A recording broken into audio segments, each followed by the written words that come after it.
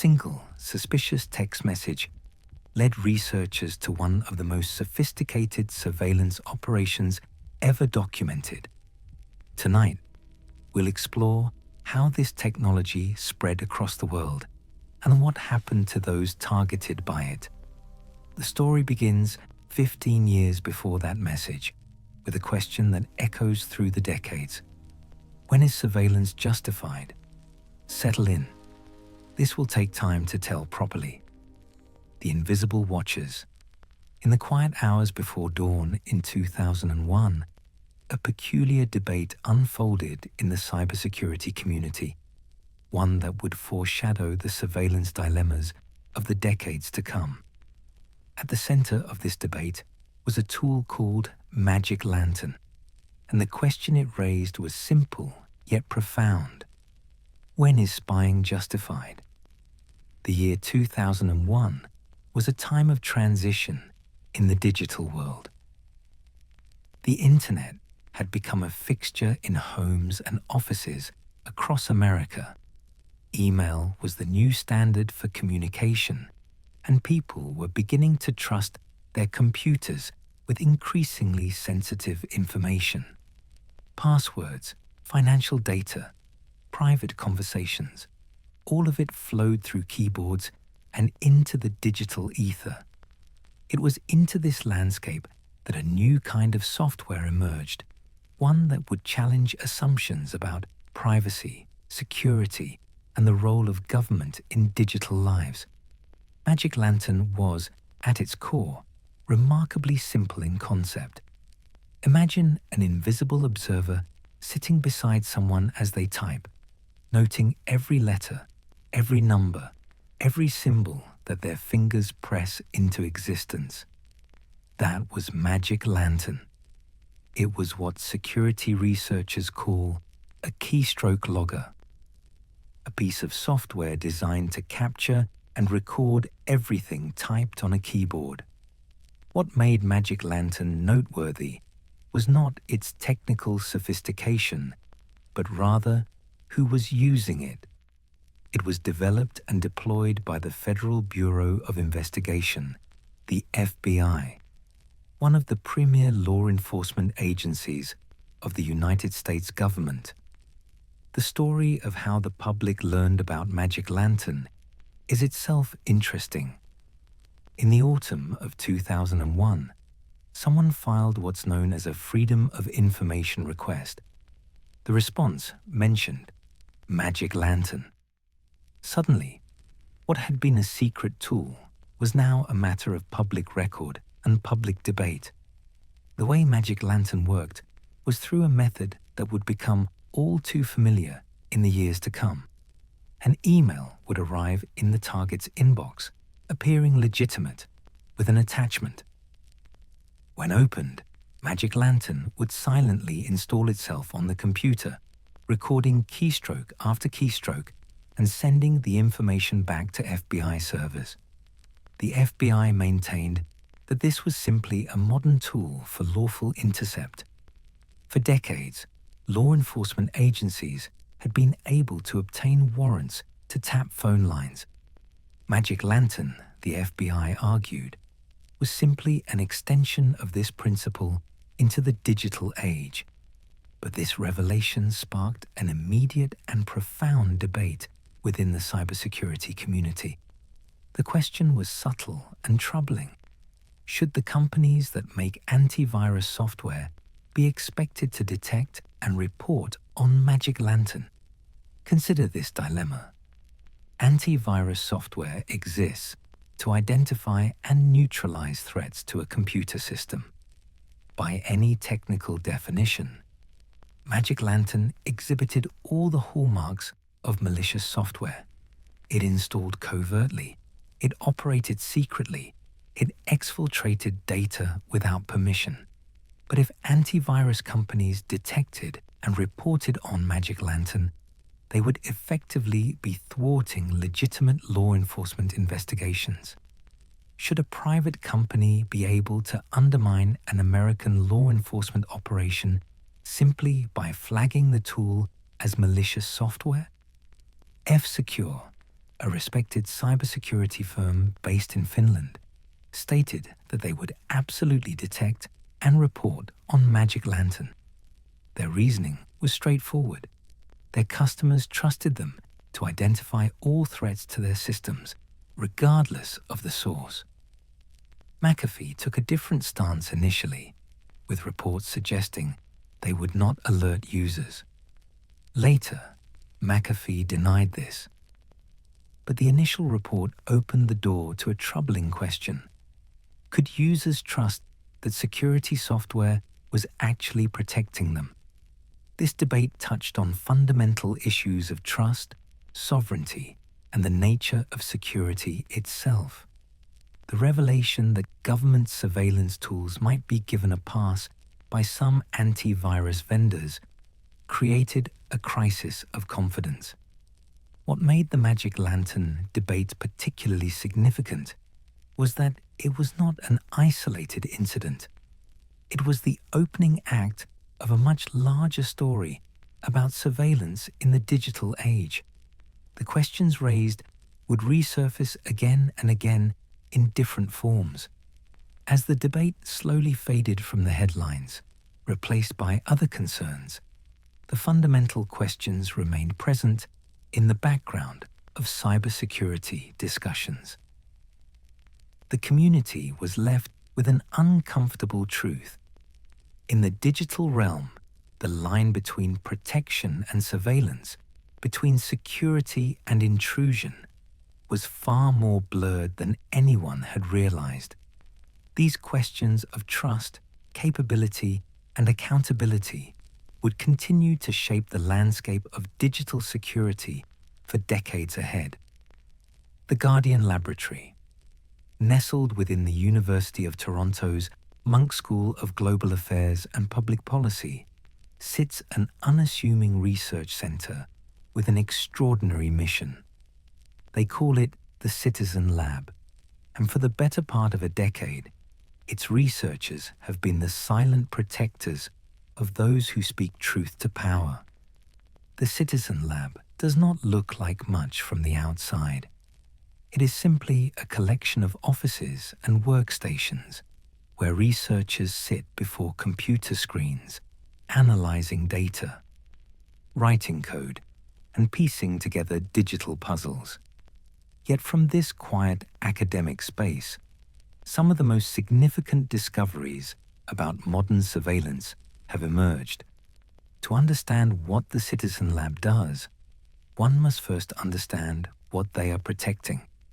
Civil society encompasses the people and organizations that exist independently of government control. It includes journalists who investigate and report on the actions of those in power, activists who advocate for human rights and social change, lawyers who defend the vulnerable, and academics who pursue truth regardless of political consequence. In a healthy democracy, civil society acts as a counterbalance to government authority. But precisely because they serve this watchdog function, they often find themselves targeted by those who would prefer to operate in the shadows. The threats facing civil society in the digital age are unlike anything previous generations encountered. In earlier times, surveillance required physical presence. A journalist who noticed the same car following them day after day knew something was amiss. A clicked phone line made a distinctive sound. The signs of surveillance were, if not always obvious, at least discoverable. Modern digital surveillance operates under entirely different principles. A journalist's phone can be compromised from anywhere in the world without them knowing. The surveillance is silent, invisible, and extraordinarily powerful. This is where organizations like the Citizen Lab become essential. The Citizen Lab was founded in the year 2000 at the University of Toronto by Professor Ronald Dybert.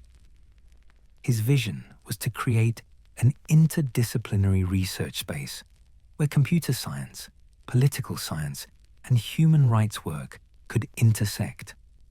Over the years, as surveillance technology became more sophisticated, the lab's mission became increasingly critical.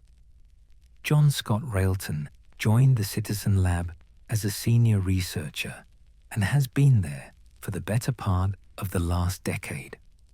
He is part of a collaborative team of researchers, each bringing different skills and perspectives to their investigations. Together, they form a comprehensive research apparatus.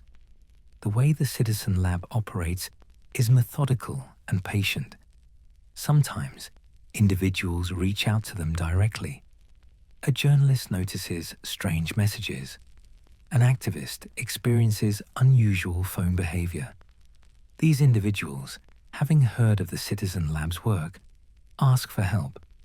Other times, the research begins proactively. The team might identify suspicious infrastructure on the internet, servers and domains that appear to be part of a surveillance operation. This infrastructure mapping creates a database of indicators, digital fingerprints that can later be matched against suspicious activity. When someone contacts the lab with concerns, the researchers approach the problem like medical diagnostics. They examine the symptoms, compare what they see against their database of known surveillance infrastructure, and use specialized tools to analyze network traffic. This process is painstaking and requires both technical skill and investigative intuition. When the Citizen Lab makes a discovery, they face a critical decision about what to do with that information. Their approach is rooted in the principle of responsible disclosure. If they discover a vulnerability being exploited, they notify the affected technology company. If they identify victims of surveillance, they reach out to warn them. And crucially, they publish their findings publicly. This public reporting serves multiple purposes. It creates a permanent record of surveillance abuses. It informs the broader public about threats. It provides other researchers with technical details needed to detect similar attacks. Without organizations like the Citizen Lab, many surveillance operations would go completely undetected. The Citizen Lab shines light into these dark corners, exposing operations that rely on secrecy to function. The researchers are under no illusions about the scale of the challenge they face. They are a small team with limited resources going up against well-funded surveillance operations. They cannot catch every threat or protect every potential victim. But what they can do is establish patterns, reveal methodologies, and create a public record. There is something quietly heroic about the work they do. These are not people seeking fame or fortune. They work in academic obscurity, publishing technical reports that most people will never read. Yet they persist in their work, driven by a conviction that someone needs to stand up for those who cannot protect themselves in the digital realm. As the digital landscape continues to evolve, the work of organizations like the Citizen Lab becomes increasingly vital. They stand watch over a domain where the powerful have enormous advantages and where the vulnerable often have no defense. The patient, methodical work they do continues day by day, building understanding of how surveillance operates in the modern world and working to create accountability where little existed before. The man who wouldn't be silenced. Ahmed Mansour had always believed in equality. In his homeland of the United Arab Emirates, that simple belief made him dangerous. Born in 1975, Mansour grew up in a nation undergoing rapid transformation. The UAE had discovered vast oil reserves that would propel it from modest fishing communities into one of the wealthiest nations on Earth. By the time Mansour reached adulthood, Dubai's skyline bristled with architectural marvels. Yet beneath the gleaming surfaces, Mansour saw something that troubled him. The prosperity was not shared equally. The political system allowed little room for dissent or critique. Freedom of expression existed within carefully controlled boundaries. Mansour studied engineering and found work in telecommunications, but his true passion lay elsewhere. He was drawn to the internet, to the new digital spaces where ideas could be shared. In the early 2000s, as blogs became popular, Mansour found his voice. He began writing about political reform, about the need for greater freedom of expression, about human rights. His proposals were measured and thoughtful. He advocated for constitutional reforms, for elected representation, for basic civil liberties. In the UAE, where political activism was tightly controlled, Mansour's writing drew attention. He co-founded the UAE Pro-Democracy Forum, an online space where Emiratis could discuss political reform.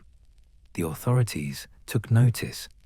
In 2011, during the Arab Spring, Mansour was one of 5 activists arrested and charged with insulting the country's leaders. The case drew international attention. Mansour was eventually pardoned, but the message was clear. It was shortly after his release that the digital attacks began. In 2011, Mansour received an email that appeared to come from a trusted source.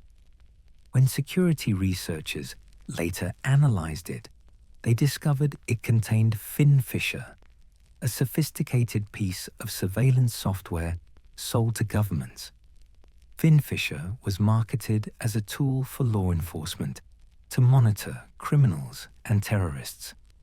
The software could turn a target's computer into a surveillance device, capturing keystrokes, recording audio, taking screenshots, and exfiltrating files.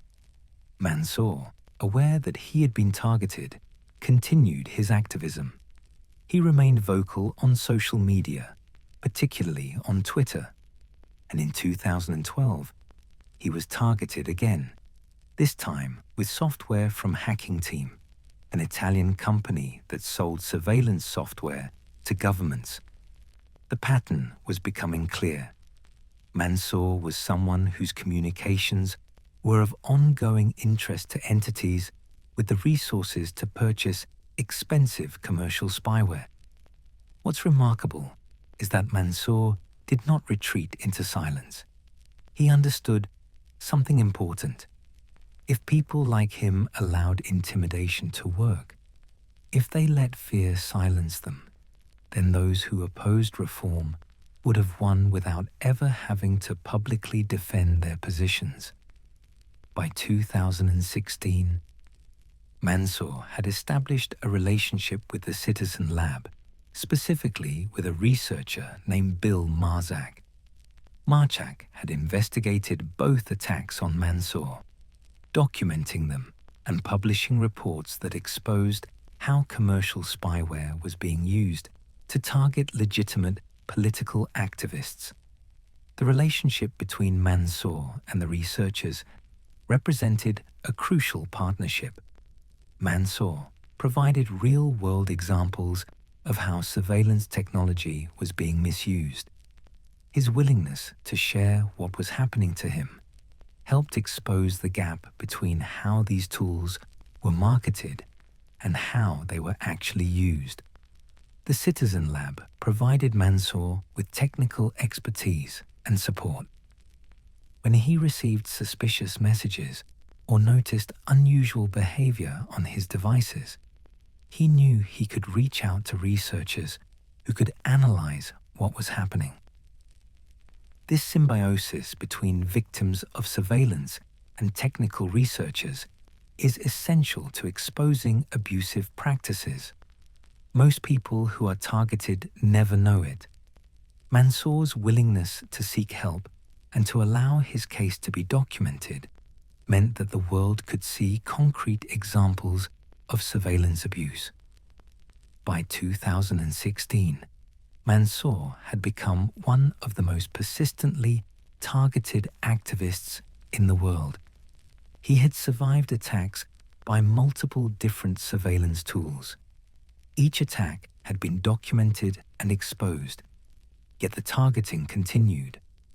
Mansour's experience highlighted a troubling reality about the surveillance industry. The companies that developed and sold these tools operated in a murky legal and ethical space. They claimed their products were only for legitimate law enforcement purposes. Yet when researchers documented cases where the tools were used against activists, the companies often fell back on the position that they couldn't control how customers used the products. As the summer of 2016 continued, Mansour went on with his advocacy work, aware that his communications were likely under surveillance, but unwilling to let that silence him. The patterns of targeting had established themselves over years, each incident documented. What form the next approach might take remained uncertain, but Mansour's commitment to speaking about reform remained steady. The text messages.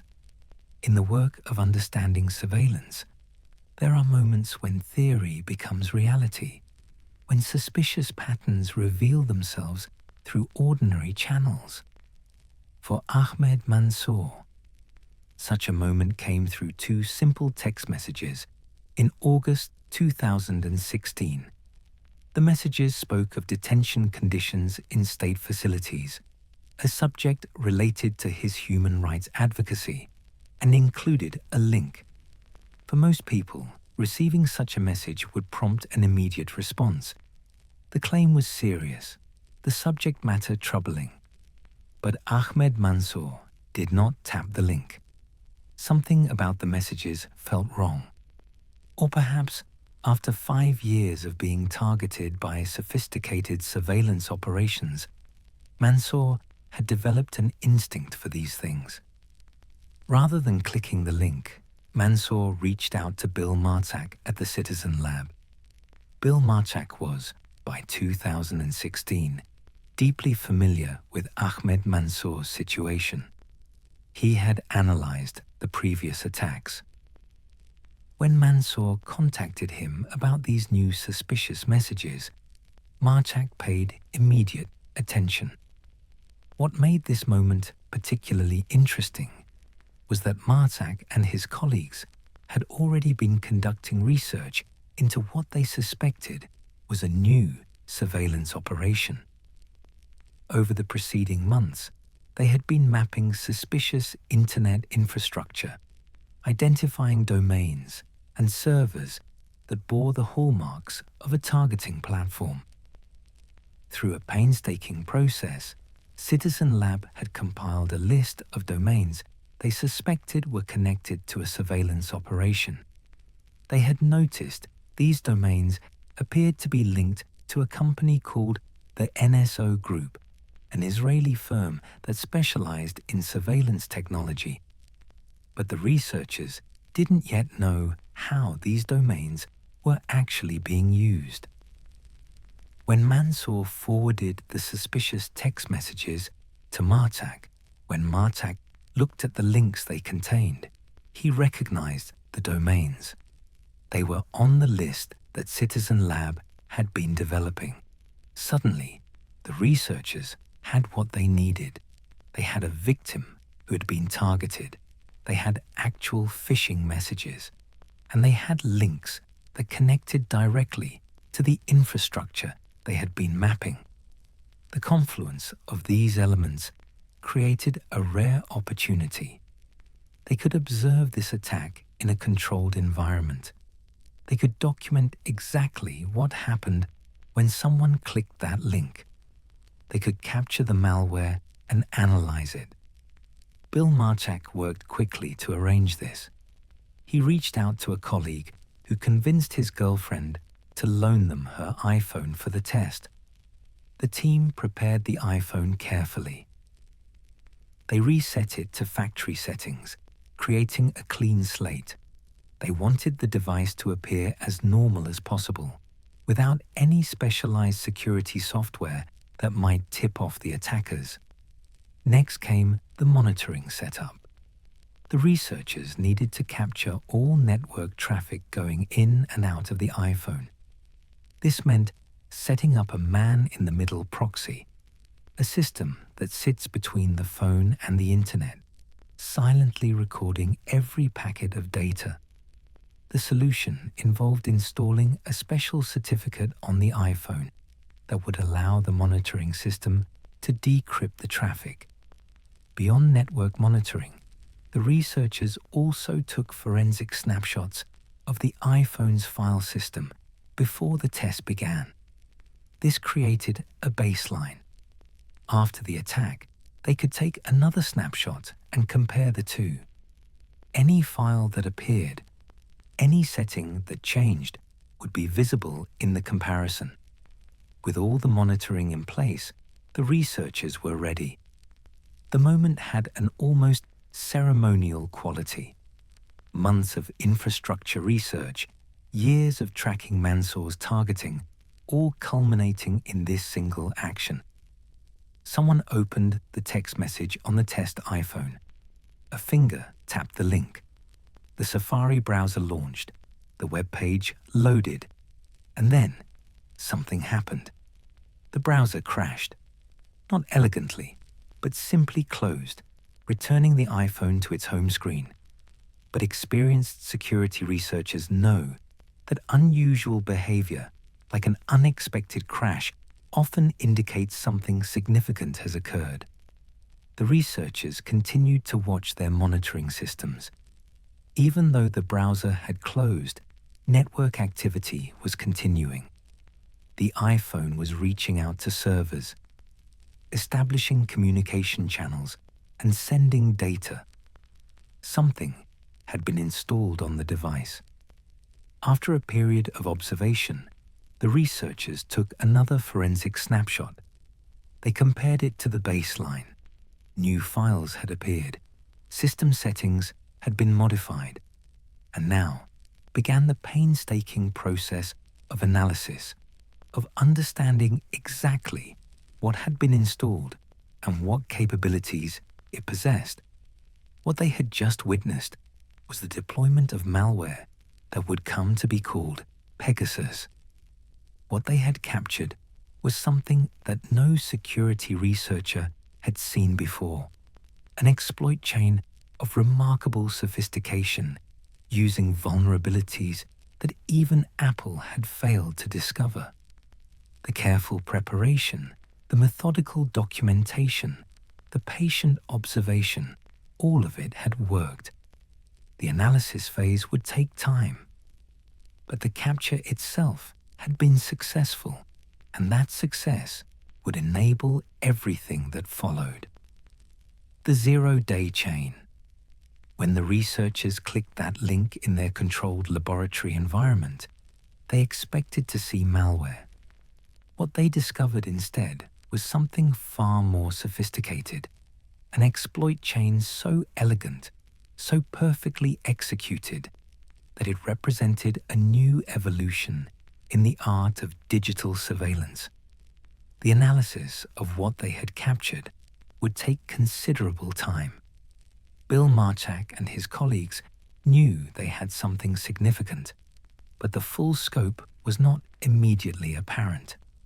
Understanding exactly how the infection occurred, what vulnerabilities were exploited, and what capabilities the malware possessed required deep technical expertise. Citizen Lab reached out to Lookout Security, a company that specializes in mobile security. Together, the two organizations would dissect this attack and reveal its inner workings. The analysis process resembled archaeological excavation. The researchers carefully examined layers of code, tracing the path the attack took through the iPhone's security systems. They reverse-engineered the malware, mapped out the network infrastructure, and slowly, methodically, they pieced together the complete picture. What they discovered was an exploit chain consisting of 3 distinct stages, each one building upon the previous, each designed to overcome a specific security barrier that Apple had put in place. The elegance lay in its modularity. If any single stage failed, the entire attack would fail. But if all 3 stages succeeded, the result was complete compromise of the device. The first stage began the moment someone tapped the malicious link. The link opened in Safari. A web page loaded, but embedded within it was JavaScript code with a very different purpose than normal websites. The JavaScript code contained an exploit for a vulnerability in WebKit, the rendering engine that powers Safari. WebKit is sophisticated software containing millions of lines of code. And like all complex software, it occasionally contains bugs. The specific bug was a memory corruption vulnerability. Imagine the iPhone's memory as a vast warehouse with numbered storage locations. Under normal circumstances, Safari is only allowed to write data to specific assigned locations. But this particular bug allowed the JavaScript code to write data beyond its assigned boundaries, to access parts of memory it shouldn't reach. This is called a buffer overflow. Exploiting it reliably on a modern iPhone is extraordinarily difficult. Apple has implemented numerous security mechanisms designed to make such exploits unreliable. The fact that this exploit worked suggests the people who created it had deep knowledge of iOS internals. For those listening who find these technical details complex, the essential point is this: breaking through WebKit's defenses required extensive research, likely months or years of work by skilled security researchers. The vulnerability was buried deep in the code. Through this WebKit vulnerability, the JavaScript code was able to download and execute additional code on the iPhone. It had breached the first barrier, but this code was still running within the constraints of the Safari browser, and Safari on iOS is heavily sandboxed. Code running inside the Safari sandbox cannot access photos, cannot read text messages, cannot do any of the things that would make it useful for surveillance. To achieve those capabilities, the attack needed to jailbreak the iPhone. Jailbreaking refers to removing the restrictions Apple places on iOS devices. In normal operation, an iPhone will only run applications downloaded from Apple's official App Store. This walled garden approach is a major part of Apple's security model. But jailbreaking circumvents this control, allowing unsigned code to execute. The challenge is that jailbreaking requires exploiting vulnerabilities in the iOS kernel. The kernel is the core of the operating system, the foundation upon which everything else runs. It manages memory, handles communication between hardware and software, enforces security policies. Apple puts enormous effort into securing the kernel. The Pegasus exploit chain didn't use just one kernel vulnerability. It used two separate bugs in the iOS kernel, working in concert to achieve a reliable jailbreak. This redundancy suggests a level of sophistication and investment that goes beyond typical malware. Each kernel vulnerability represents months or potentially years of research. For those drifting off now, the essential point is simply this: the attack was extraordinarily sophisticated. using multiple unknown vulnerabilities in sequence. The first kernel exploit gained initial access. The second exploit solidified that access, made it persistent. Together, they transformed the iPhone from a locked-down device into an open platform where any code could run. With the device now jailbroken, the third and final stage could proceed. This stage was simpler. It involved installing the actual surveillance software. Because the phone was jailbroken, this installation required no exploits, no clever tricks. The surveillance software itself, which researchers would come to call Pegasus, was impressively comprehensive. It could activate the iPhone's microphone and record conversations. It could turn on the camera. It could read text messages, including those sent through encrypted messaging applications, because it operated at a level below the encryption. It could track the phone's location continuously. It could access the contact list, the calendar, and the email. Perhaps most significantly, Pegasus could exfiltrate all of this collected data back to servers controlled by the operators. Someone sitting at a computer, potentially thousands of miles away, could access a dashboard and review everything the infected iPhone had captured. What made this entire exploit chain particularly remarkable was not just its technical sophistication, but its usability. Someone operating this tool didn't need to understand how any of this worked. From their perspective, the process was simple. Identify a target, send them a text message with a link, wait for them to click. It was point-and-click spyware, nation-state level surveillance, packaged into a user-friendly interface. The cost of developing such a tool was surely immense. Finding even one zero-day vulnerability in iOS is difficult. Finding 3, developing reliable exploits for all of them, and then packaging everything into a seamless delivery system represents an investment of significant time, money, and expertise. This was not the work of a lone hacker. This was a professional operation with substantial resources. As the researchers completed their analysis and prepared to document their findings, they understood they had uncovered something significant. This was not just another piece of spyware. This represented a new category of threat, a level of surveillance capability that few had imagined existed in the commercial market. The question now was how to responsibly disclose it, how to protect the countless people who might be at risk, and how to work with Apple to address the vulnerabilities. The work of understanding was complete. The work of responding was about to begin.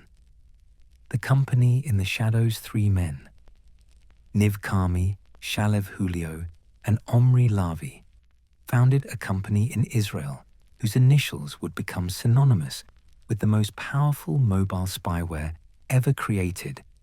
They called their company NSO Group, and their flagship product was Pegasus. The NSO Group emerged from Israel's robust technology and cybersecurity ecosystem. Israel has long been recognized as a leader in cybersecurity innovation, earning the nickname Startup Nation. Much of this expertise flows from Israel's military and intelligence services, particularly Unit 8-200, an elite intelligence corps. Many of the country's most successful technology companies were founded by veterans of these units. Niv Karmi, Shalev Julio, and Omri Lavi came from this world. They established NSO Group around the year 2010. At a time when smartphones were rapidly becoming ubiquitous, but the security implications were not yet fully understood. The business model NSO developed was straightforward in concept. They would create sophisticated surveillance software and sell it exclusively to government clients, not to corporations, not to private investigators, only to governments and their intelligence and law enforcement agencies. This selectivity was partly by choice and partly by necessity. The Israeli government treats powerful surveillance technology as a form of weaponry, subject to export controls. The pitch NSO made to potential customers addressed a real problem that governments faced. For decades, law enforcement agencies had relied on their ability to intercept communications. When someone was suspected of serious crimes, authorities could obtain warrants to tap phone lines. This capability, known as lawful intercept, was considered fundamental. But the digital revolution had complicated this picture. Smartphones have become powerful computers. More importantly, many communication applications used end-to-end encryption. When someone sent a message through WhatsApp or Signal, the message was encrypted on the sender's device and could only be decrypted on the recipient's device.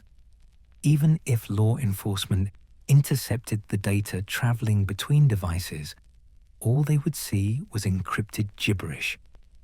This encryption served legitimate purposes. It protected privacy.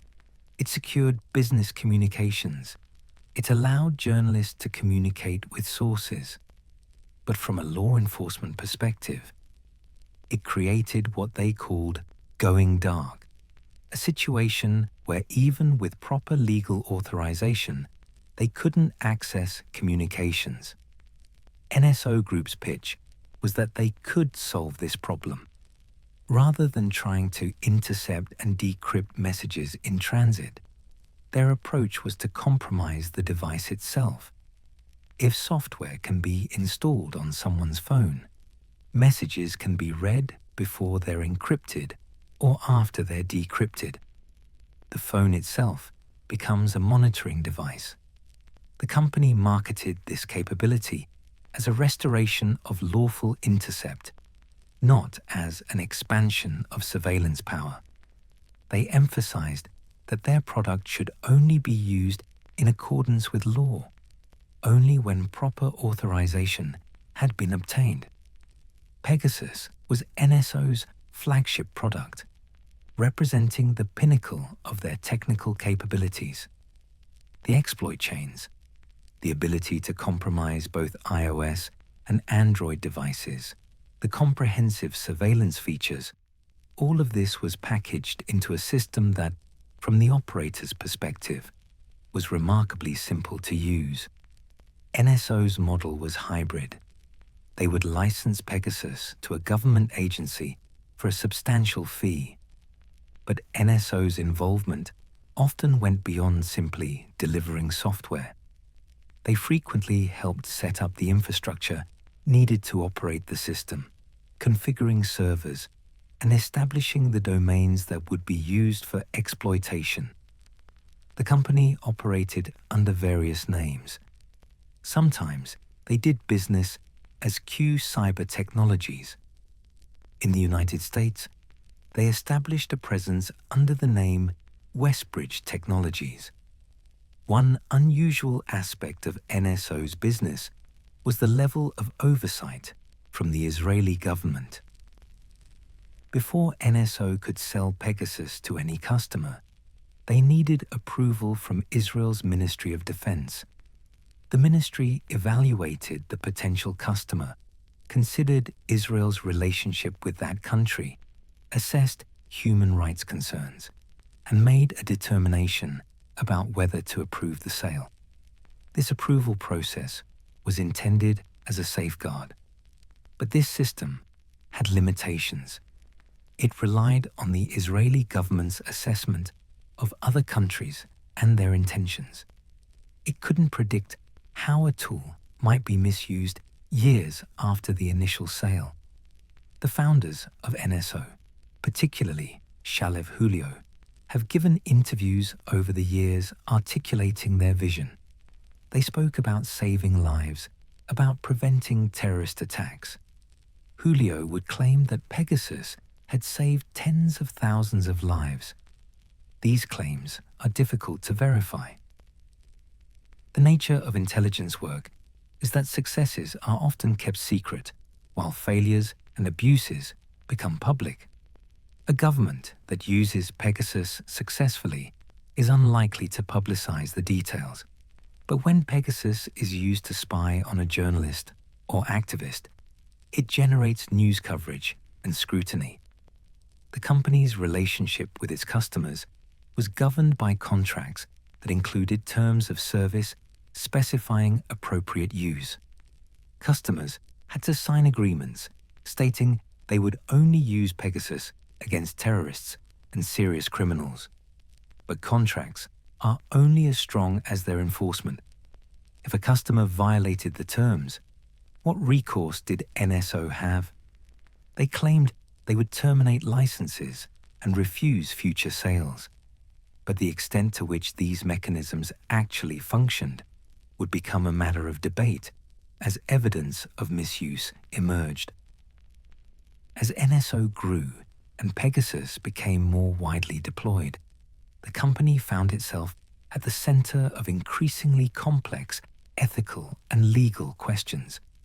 They had created something powerful, something that in the right hands could potentially serve legitimate security purposes, but in the wrong hands could become a tool of oppression. The questions about accountability and responsibility would continue to grow as researchers documented more cases of how the tool was being deployed around the world. The Mexican soda tax.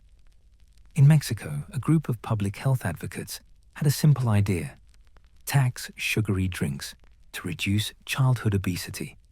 It was a reasonable proposal backed by science. What happened next revealed how far some would go to protect their profits. Mexico faced a serious public health challenge. By the early 2010s, the country had one of the highest rates of childhood obesity in the world. Diabetes has become a leading cause of death. Mexican children and adults were consuming enormous quantities of sugary beverages. Public health researchers had been studying this phenomenon. They understood that while obesity has multiple causes, the consumption of sugar-sweetened beverages represented one factor that policy could address. The evidence suggested that a carefully designed tax could nudge consumption patterns in a healthier direction. A coalition of health advocates began working toward this goal. They included academic researchers who had studied nutrition and public health, civil society organizations, and consumer advocacy groups. Their proposal was straightforward. Mexico should implement a tax on sugar-sweetened beverages, with the revenue directed toward public health programs. Among the key figures were a consumer rights advocate who understood how to navigate Mexico's political system, a public health scientist with expertise in nutrition whose research provided the scientific foundation, and the director of Mexico's National Institute of Public Health Laboratory, a government scientist whose involvement was based purely on professional responsibility. The beverage industry, naturally, opposed the tax proposal. They launched a public relations campaign arguing that the tax would hurt consumers. This kind of industry opposition is common and expected. What made this situation different was what happened next. The consumer advocate began receiving strange text messages on his phone, carefully crafted messages designed to provoke curiosity or concern. Each message included a link. The public health scientist experienced similar targeting. Most strikingly, the director of the National Institute of Public Health Laboratory found himself targeted with these suspicious messages. They didn't immediately connect these incidents, but in late 2016, they were contacted by researchers at Citizen Lab who had been investigating Pegasus spyware.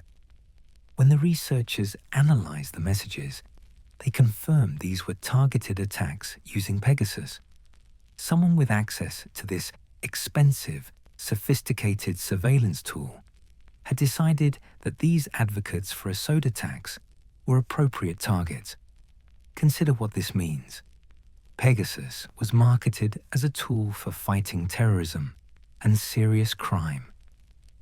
Yet here it was being used to target people whose work involved advocating for a public health measure. The most plausible explanation is that someone connected to the beverage industry wanted intelligence about the advocacy campaign. They wanted to know what strategies the advocates were planning, who they were meeting with, what arguments they were preparing. This suggests a deeply troubling merger of commercial interests and surveillance capabilities. Someone had access to the Mexican government's Pegasus system and was willing to use it to gather intelligence in a corporate lobbying fight.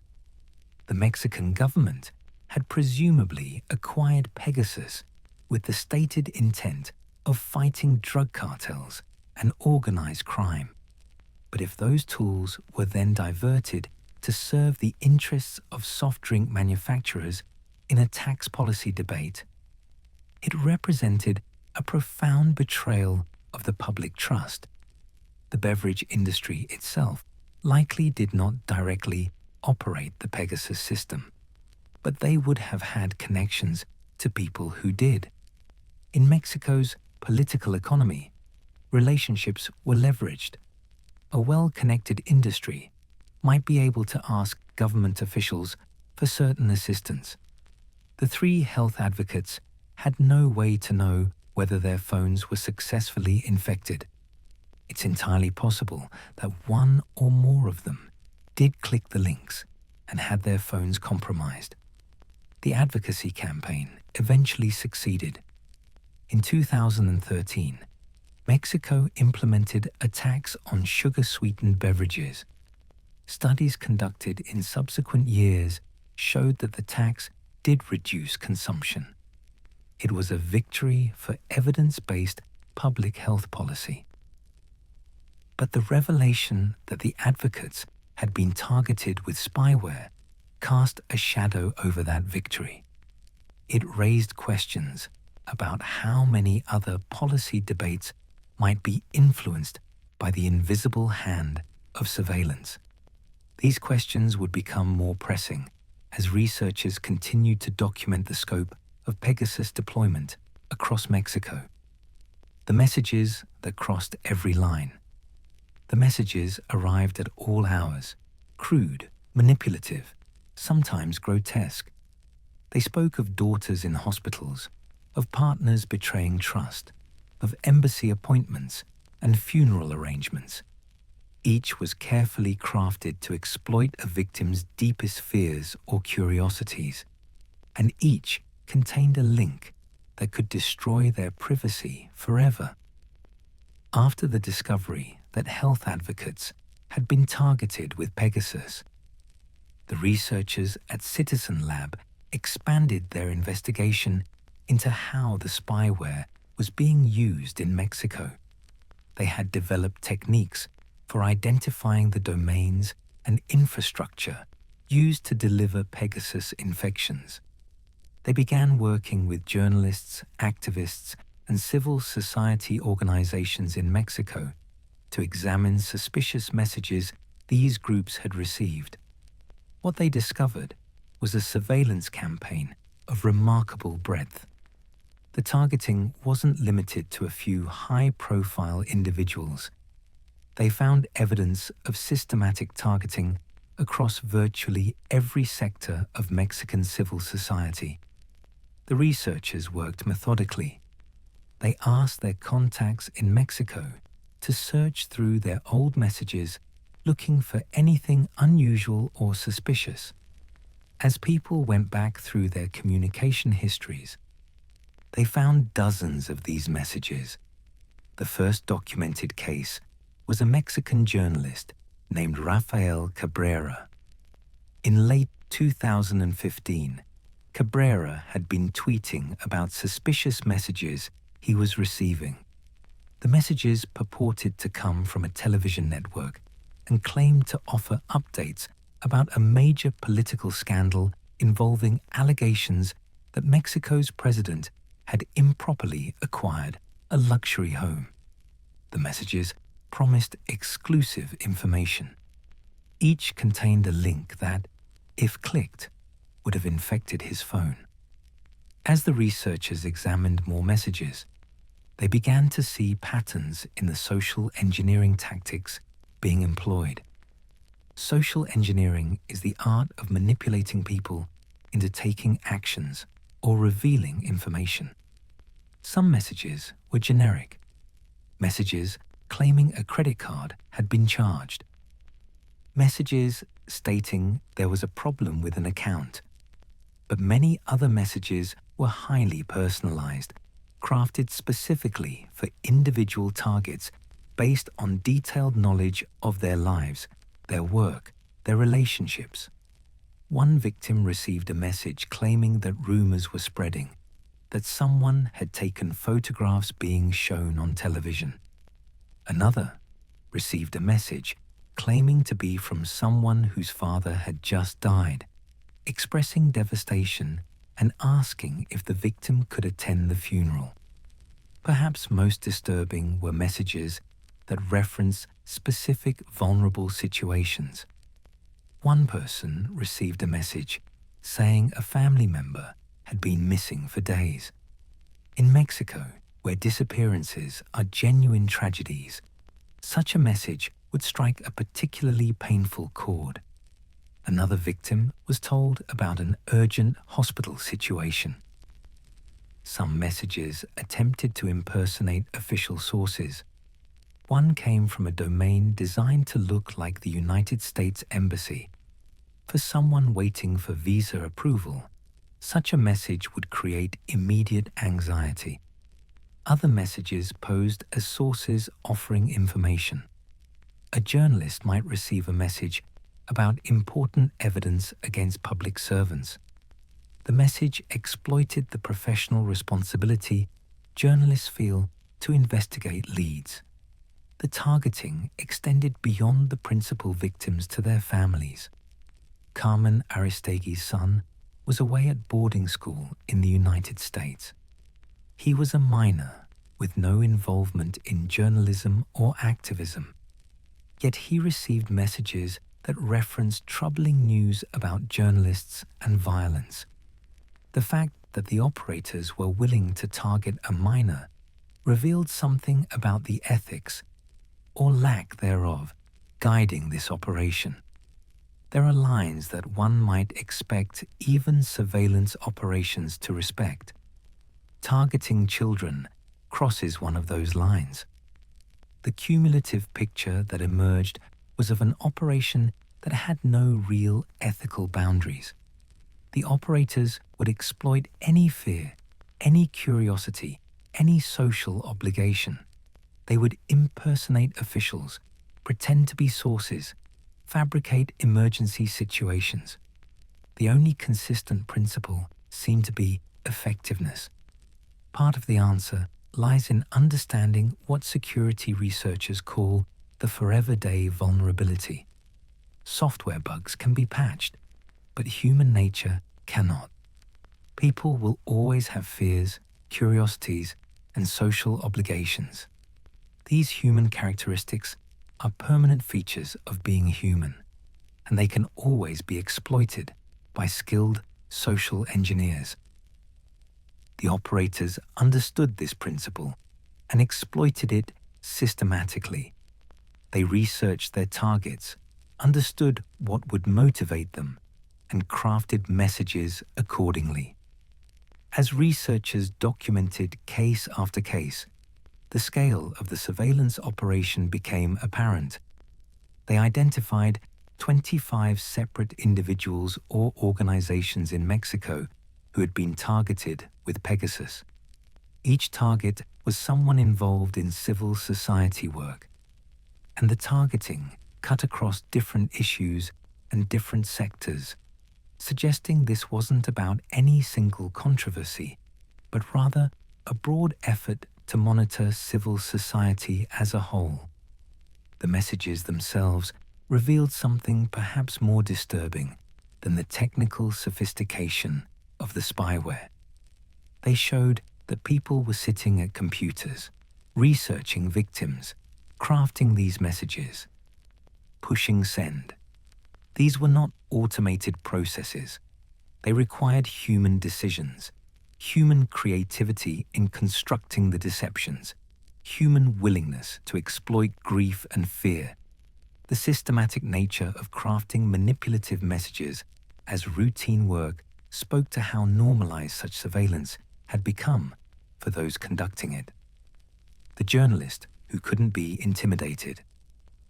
Javier Valdez understood the risks. As publisher of Rio Doce newspaper in Sinaloa, he exposed cartel violence and government corruption in one of Mexico's most dangerous regions. He knew that speaking the truth in such a place could be fatal. In May 2017, that understanding became reality. Sinaloa is a state in northwestern Mexico, a place of striking contrasts. Its Pacific coastline offers beautiful beaches and fertile valleys. But Sinaloa is perhaps better known as the home territory of the Sinaloa cartel, one of the most powerful drug trafficking organizations in the world. Javier Valdez was born in Sinaloa and understood its complexities from lived experience. In 2003, along with colleagues, he founded Rio Doce, a weekly newspaper that published stories other outlets avoided, investigations into cartel operations, exposes of official corruption. The danger of this work cannot be overstated. Mexico has long been one of the most dangerous countries in the world for journalists, with dozens killed in the line of duty over the past 2 decades. Valdez knew these dangers intimately. He had seen colleagues threatened, attacked, killed. Despite the threats, Valdez continued his work. He was tenacious, fearless in a way that came from a clear-eyed understanding of what was at stake. Valdez became well known nationally and internationally. He won journalism awards. His writing combined investigative rigor with literary quality, capturing not just the facts of violence, but its human cost. On May 15, 2017, Valdez left the Rio Doce office in Culiacan in the early afternoon. As he drove through a neighborhood not far from the newspaper's offices, he was approached by armed individuals. What happened next was swift. When police arrived, Valdez had been killed. His laptop and cell phone were missing. The loss sent shockwaves through Mexico's journalism community and beyond. Press freedom organizations condemned the killing and called for a thorough investigation. His death represented not just a personal tragedy, but an attack on press freedom itself. The official investigation moved slowly. Weeks passed, with little apparent progress. Valdez's colleagues and family grew frustrated, suspecting that the investigation was not being conducted with adequate urgency. They began to speak publicly about their concerns. It was during this period that something strange began to happen.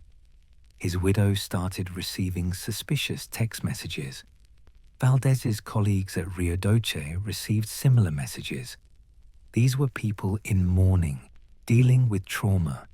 and now they were being targeted with what appeared to be surveillance attempts. Researchers at Citizen Lab analyzed the messages. They confirmed that these messages contained links to NSO Group's exploitation infrastructure. Someone with access to Pegasus had decided that these grieving journalists and family members should be surveilled.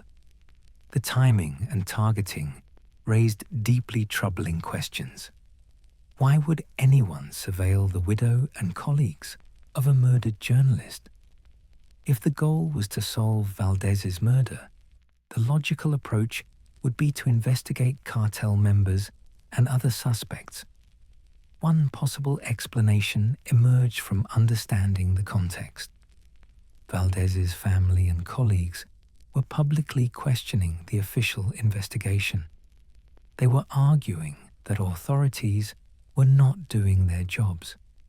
They were holding the government accountable for its response.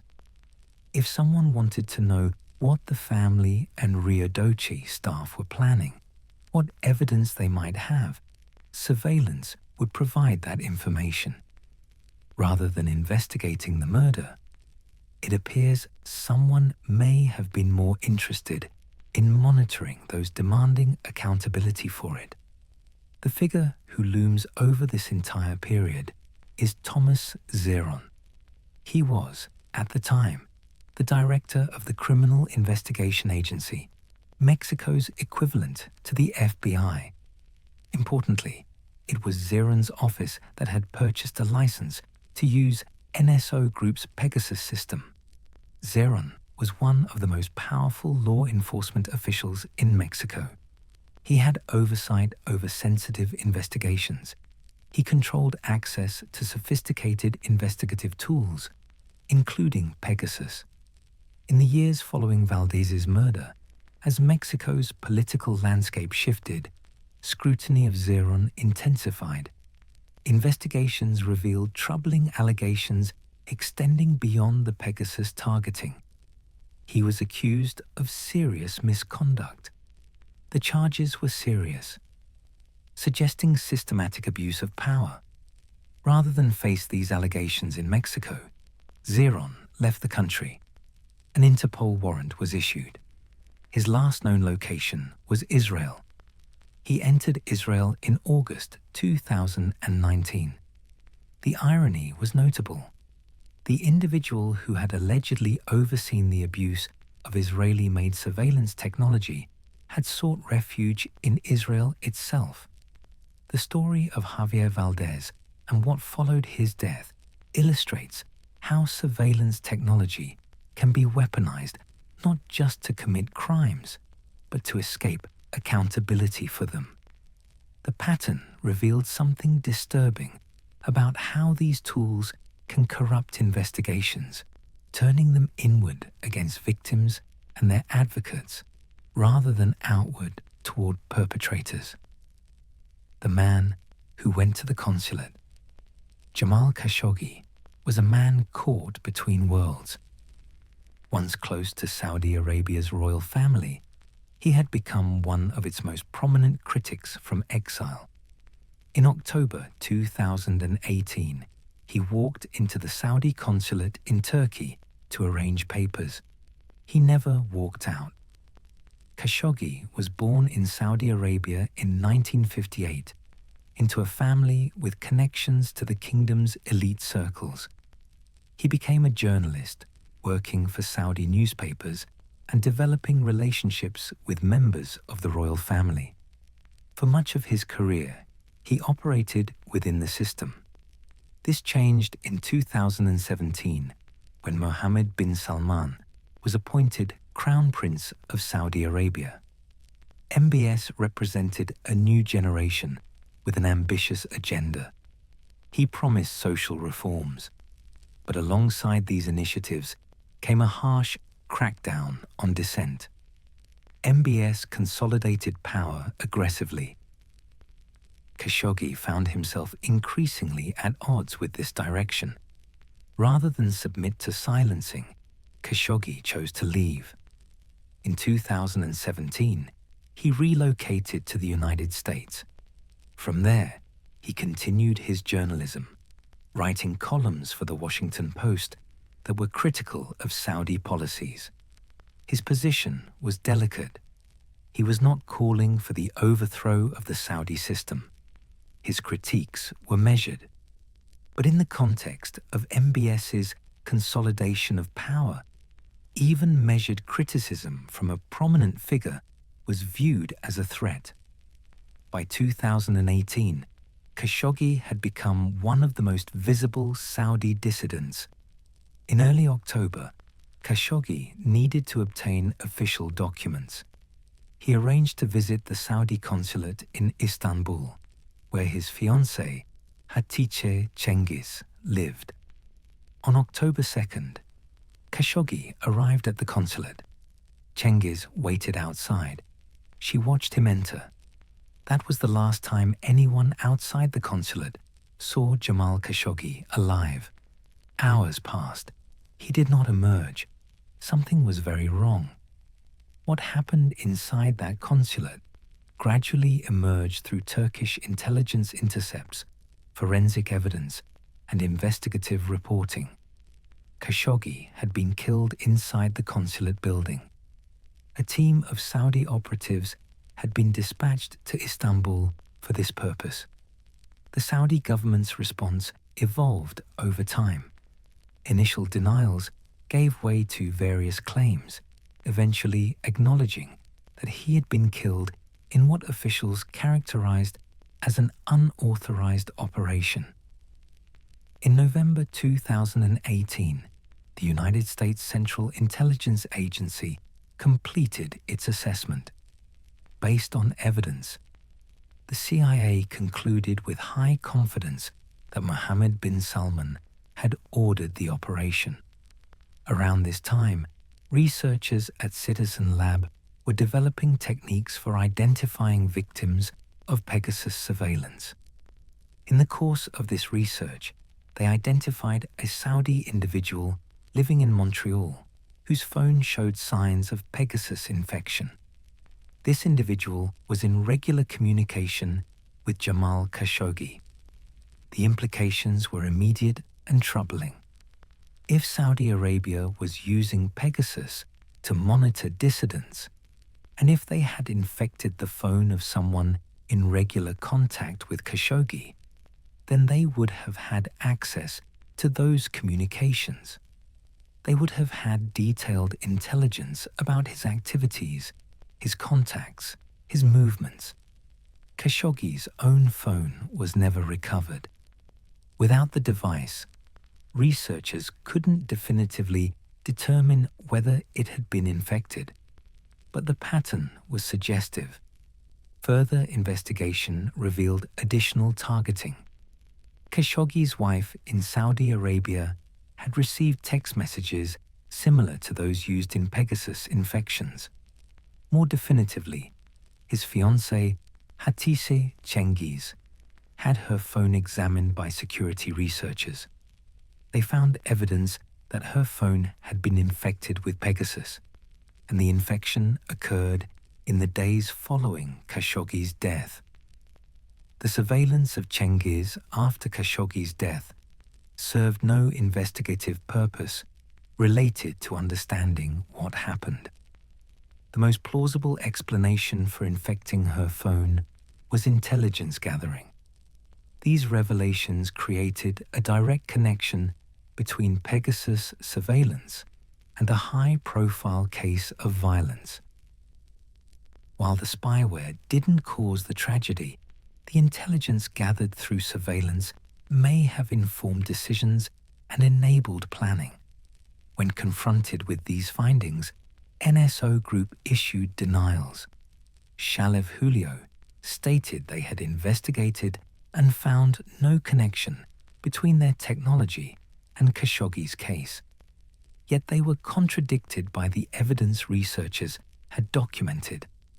Multiple people in Khashoggi's network had received Pegasus phishing attempts. At least one was demonstrably infected. The timing, the targets, the patterns all pointed to a surveillance campaign focused on Khashoggi and those around him. The Khashoggi case resonated globally in ways that previous Pegasus revelations had not. It elevated the conversation about surveillance technology from abstract concerns to concrete questions about safety. It demonstrated that the stakes extended beyond digital privacy to physical well-being. The case remained a powerful example of why accountability in the surveillance industry matters so profoundly. The call that never happened. The lawyer would wake in the middle of the night to a notification, a missed video call on WhatsApp. By morning, when he checked his phone again, there would be no record of any call at all. It happened again and again, a digital mystery that made no sense, until researchers realized they were witnessing something entirely new. The lawyer was representing victims of Pegasus spyware. His work involved documenting cases of surveillance abuse, gathering evidence, and preparing legal arguments.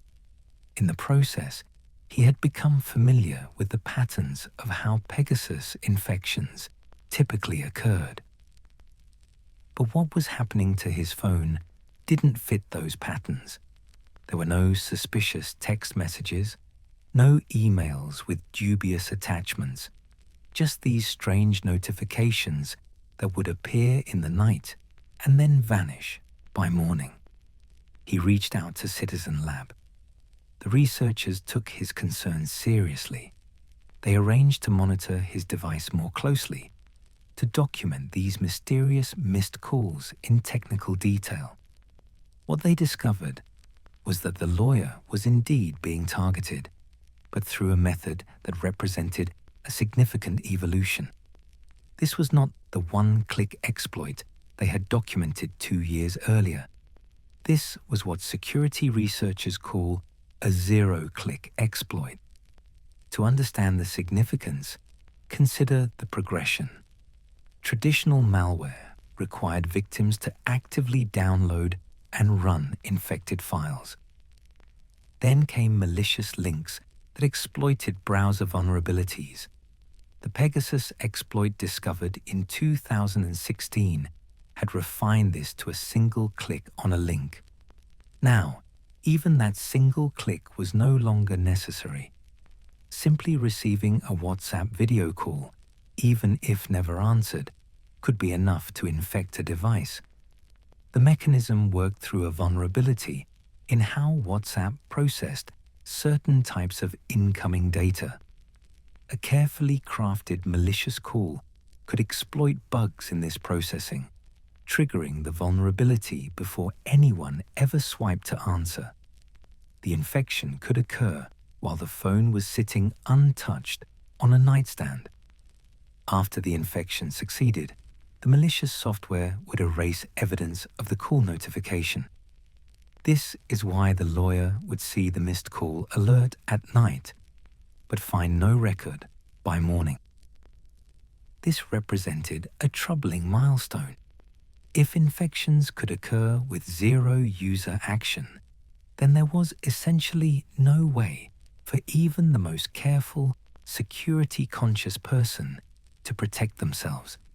The attack surface had expanded to include simply existing with a phone turned on and connected to the internet. For those finding these technical details complex, the fundamental point is this: the barrier to infection had been removed entirely. Previous versions required some action from the target. This new version required nothing. The phone could be infected while sitting untouched. Citizen Lab shared their findings with WhatsApp. When security researchers discover vulnerabilities being actively exploited, there's a standard protocol called responsible disclosure. They notify the affected company, giving them time to develop and deploy a patch before making the vulnerability public. WhatsApp was already aware that something suspicious was happening. their security team had been investigating unusual activity. The information from Citizen Lab helped confirm and focus their investigation. When WhatsApp completed their analysis and developed a patch, they pushed it out to users worldwide. Billions of people using WhatsApp received an update that closed this security hole. But WhatsApp didn't stop there. In October 2019, the company filed a lawsuit in federal court in San Francisco against NSO Group. Here was a major technology company directly challenging a surveillance software vendor in court. The lawsuit alleged that NSO had violated laws by gaining unauthorized access to WhatsApp's servers and targeting users. The legal theory was interesting. WhatsApp argued that by exploiting their platform, NSO had essentially hacked WhatsApp itself. The malicious traffic had passed through WhatsApp servers. Therefore, WhatsApp had standing to sue as a victim. NSO responded by attempting to have the lawsuit dismissed. They argued they were essentially immune from such lawsuits because they were acting as a contractor for foreign governments. They claimed a form of sovereign immunity should protect them. In court filings, WhatsApp's lawyers presented evidence suggesting that NSO didn't just sell software and walk away. According to the evidence, NSO owned and operated key servers that were used in the exploitation process. These were NSO's own infrastructure, running attack code, targeting WhatsApp users. This revelation was significant because it contradicted NSO's long-standing narrative. For years, NSO had said they merely sold tools to government customers. What those customers did was the customer's responsibility. But if NSO was actually operating the attack infrastructure, that narrative became much harder to sustain. The WhatsApp lawsuit attracted support from across the technology industry. Microsoft filed an amicus brief. So did Google, Cisco, VMware, LinkedIn, and GitHub. These companies were saying this case mattered, that holding NSO accountable was important for the entire technology ecosystem. As of late 2021, the case was still proceeding through the courts. NSO's attempts to have it dismissed had been largely rejected. The outcome would potentially have significant implications for the entire commercial surveillance industry. The zero-click WhatsApp exploit also highlighted the ongoing challenge for security defenders. Every time a vulnerability was discovered and patched, the attackers adapted. They found new bugs, developed new techniques. The WhatsApp patch fixed that particular vulnerability, but it didn't eliminate the threat. The cycle continues, an ongoing technological process between those who build security systems and those who seek to breach them. The list. In the summer of 2021, a collaboration of journalists from multiple countries came together for a single purpose. They called themselves the Pegasus Project, and they had obtained something extraordinary, a list of 50,000 phone numbers. The formation of the Pegasus Project represented an unusual moment in journalism. The consortium included major outlets like the Washington Post and The Guardian, along with regional publications and investigative journalism organizations. The coordination was managed by Forbidden Stories, a Paris-based journalism non-profit dedicated to continuing the work of reporters who are threatened, imprisoned, or killed.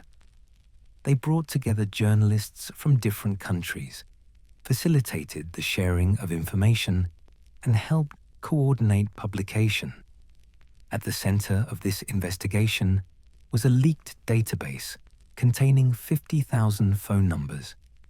The origin was not disclosed, as revealing the source could put someone at significant risk. But the list itself was remarkable for what it potentially represented. It's important to understand precisely what this list was. The 50,000 phone numbers were not confirmed Pegasus infections. Rather, they appeared to be phone numbers that had been selected as potential targets, numbers that someone with access to Pegasus systems was interested in surveilling. The journalist divided up the work of investigating these phone numbers, attempting to determine who they belonged to and why they might have been targeted. This was painstaking work. What emerged was a portrait of surveillance priorities that confirmed many concerns. The list included journalists investigating corruption and human rights abuses. It included activists, lawyers representing politically sensitive cases, political opposition figures, and their family members. The list also included some surprises. High-profile individuals whose presence suggested that Pegasus was being used in complex ways. The presence of such individuals raised questions about who was targeting whom and for what purpose. The Pegasus Project's findings were scheduled for publication in mid-July 2021. Before publication, media outlets reached out to NSO for comment. Shalev Julio gave an interview to an Israeli business news outlet. He stated firmly that the list of phone numbers had nothing to do with NSO Group. He suggested that the list might have been compiled using an HLR lookup system, a legitimate telecommunications tool. Then, Julio said something interesting. He mentioned that he had been notified that one of NSO's servers had been breached and that targeting data had been stolen. But then he contradicted himself, stating that it was impossible for comprehensive targeting data to have been stolen because NSO doesn't maintain such a centralized database. This contradiction was difficult to reconcile. Either NSO maintains servers with targeting information, making it possible for such data to be stolen, or they don't maintain such data. Both statements couldn't be true simultaneously. The contradiction became more interesting when examined against NSO's own transparency report. In that report, NSO stated that customers are contractually obligated to provide logs to the company, including information about who was targeted. Amnesty International, which initially obtained and analyzed the leaked list, declined to reveal their source. The mystery of how the list was obtained remains unresolved. What the Pegasus Project could determine was which countries showed evidence of actively using Pegasus. Their investigation identified 11 countries: Azerbaijan, Bahrain, Hungary, India, Kazakhstan, Mexico, Morocco, Rwanda, Saudi Arabia, Togo, and the United Arab Emirates. For each country identified, the Pegasus Project journalists conducted further investigation, reaching out to potential victims, offering to analyze their devices, documenting cases where phones showed forensic evidence of infection. The sheer scale of the revelation created significant public interest. It suggested that Pegasus was not being used sparingly, but rather deployed broadly across civil society in multiple countries. NSO's response to the publication was telling. Shortly after the stories began appearing, NSO published a statement titled, "Enough is Enough."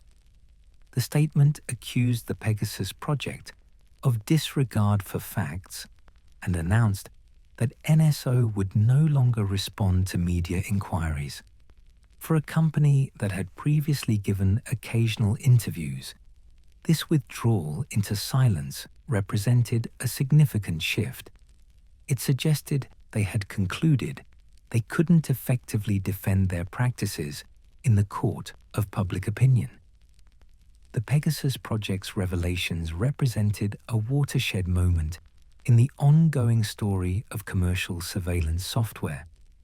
The scope of the targeting, the documentation across multiple countries, all of it created a level of public scrutiny that NSO had never faced before. The manager's daughter.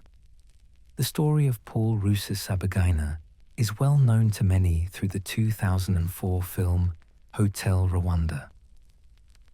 During the Rwandan events of 1994, Rusesabagina was manager of a hotel in Kigali.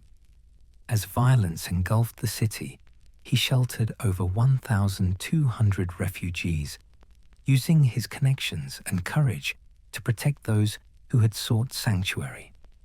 After the violence, as Rwanda began recovery and reconciliation, Rusesabagina initially received recognition for his actions, but his relationship with Rwanda's government deteriorated over the years. He relocated to Belgium and later to the United States, where he became a citizen. From outside Rwanda, he began to speak critically about the government of President Paul Kagame. Under Kagame's leadership, Rwanda achieved significant economic development and stability, but critics documented restrictions on political opposition and press freedom. Rusesabagina became one of those critics. His criticisms were not limited to speech. He became involved with opposition political movements, including groups that Kagame's government characterized as threatening to national security. In August 2020, Rusesabagina boarded what he believed was a private charter flight to Burundi. The plane landed instead in Kigali. He was arrested immediately and charged with serious offenses. The circumstances were controversial. His family claimed he had been deceived. In September 2021, he was convicted and sentenced to 25 years in prison. During this period, his daughter in the United States became a target. She was an American citizen with no involvement in politics beyond speaking about her father's case. Yet analysis of her phone revealed evidence that she had been targeted with Pegasus spyware. The targeting followed a pattern researchers had documented in other countries. Family members of dissidents were surveilled, presumably to gather intelligence. Further investigation revealed a broader pattern focused on Rwandan dissidents and opposition figures. One notable case involved a former head of Rwanda's National Intelligence Service who had become critical of the government. Reports documented multiple Rwandan activists who had been targeted with Pegasus. These were individuals living both inside and outside Rwanda. What made this surveillance particularly concerning was the context. The country has a documented history of opposition figures facing serious consequences for their political activities. When confronted with allegations, the Rwandan government issued blanket denials. They stated that Rwanda does not possess or use Pegasus spyware. Around this time, NSO Group released its transparency report. According to the report, NSO had 60 customers in 40 countries. This meant roughly 1/5 of the world's nations had access to Pegasus. The report also stated that NSO refused to do business with 55 countries due to concerns. This was presented as evidence of responsible sales practices. But this claim raised questions. Which countries were deemed unsuitable? What did that say about the countries deemed acceptable? The report claimed that NSO had found misuse in only a tiny fraction of cases.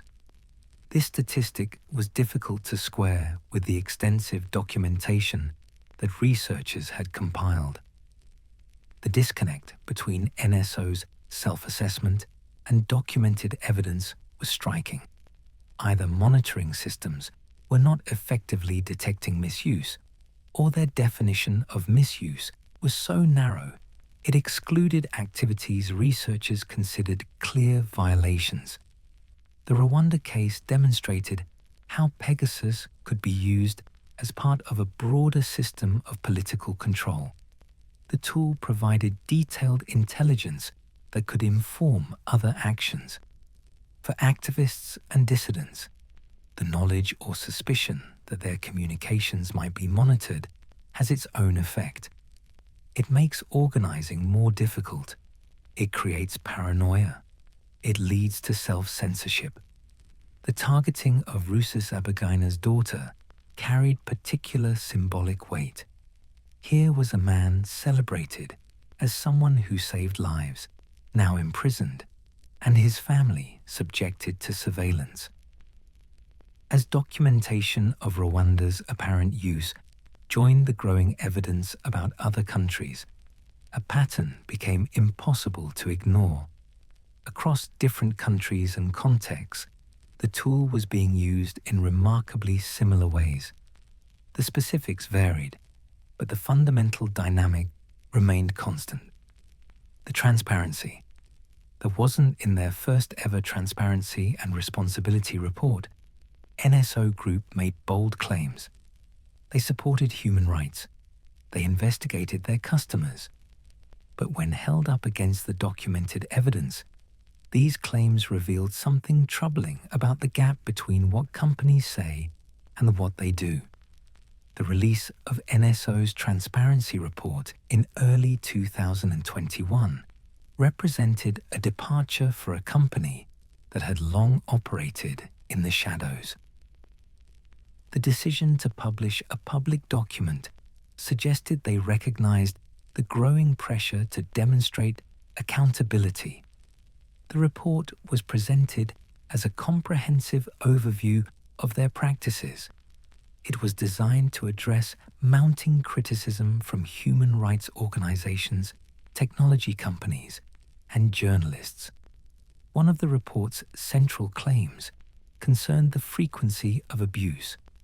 According to NSO's own assessment, they had found that their products were misused in a very small number of cases over the company's entire history. This statistic was striking when set against documented evidence. Citizen Lab alone had identified many individuals or organizations in Mexico who had been targeted in ways that appeared to violate any reasonable definition of legitimate law enforcement use. The report also described NSO's approach to vetting customers. The company claimed to employ a multi-layer system. Any sale required approval from Israel's Ministry of Defense. NSO maintained its own business ethics committee, and customers were required to sign contractual agreements. This multi-layer approach was presented as comprehensive safeguards, but the effectiveness was questionable. The Israeli government's approval process was opaque. NSO's internal ethics committee had no external oversight, and contractual agreements were only as meaningful as their enforcement. What happened when a customer violated obligations? The report suggested that NSO would terminate licenses and refuse future sales. But there were no public examples of such termination. The report emphasized repeatedly NSO's commitment to human rights. Yet when specific allegations of abuse emerged, NSO typically responded with denials rather than investigations. This gap between the principles articulated and the company's actual responses suggested that the commitment was more aspirational than operational. In 2019, before the transparency report, the television program 60 Minutes conducted an interview with NSO's leadership. Journalist Leslie Stahl asked directly about NSO's claim to have saved lives. Shalev Julio responded with confidence, claiming Pegasus had saved many lives. This was an extraordinary claim, essentially impossible to verify. When the Pegasus project published its findings in July 2021, NSO's initial response was measured. But then the company published a statement titled, "Enough is enough." The statement announced that NSO would no longer cooperate with media inquiries. This was a significant shift. The company was withdrawing from public accountability. The statement ended with a reiteration of NSO's mission, reciting positive use cases. But this argument remained unpersuasive to critics. The pattern of Pegasus use included extensive targeting that went well beyond fighting terrorism. In late July, shortly after the Pegasus project revelations, Israeli government officials visited NSO Group's offices. According to reports, officials came to review export licenses and conduct an examination of the company's activities. As of late 2021, no public actions had been announced. But the fact that the visit occurred suggested the Israeli government was taking the revelations seriously. The transparency report, the interviews, the defensive statements, and the government examination all painted a picture of a company under increasing pressure. NSO found itself caught between its customers, who valued secrecy, and a global civil society increasingly convinced that the company's products were causing harm. The watchers being watched. John Scott Railton had spent years exposing those who spy on civil society. Then one day, he discovered that he himself had become a target.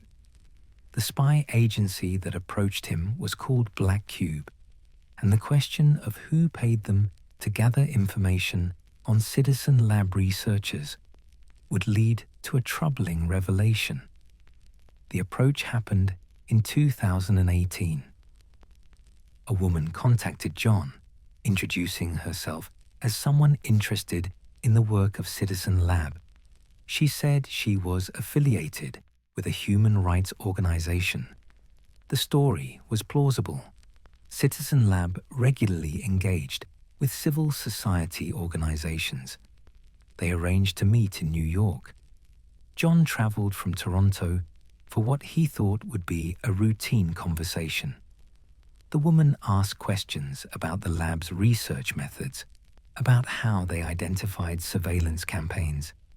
She seemed particularly interested in Citizen Lab's work investigating NSO Group and Pegasus. At some point, something felt off to John.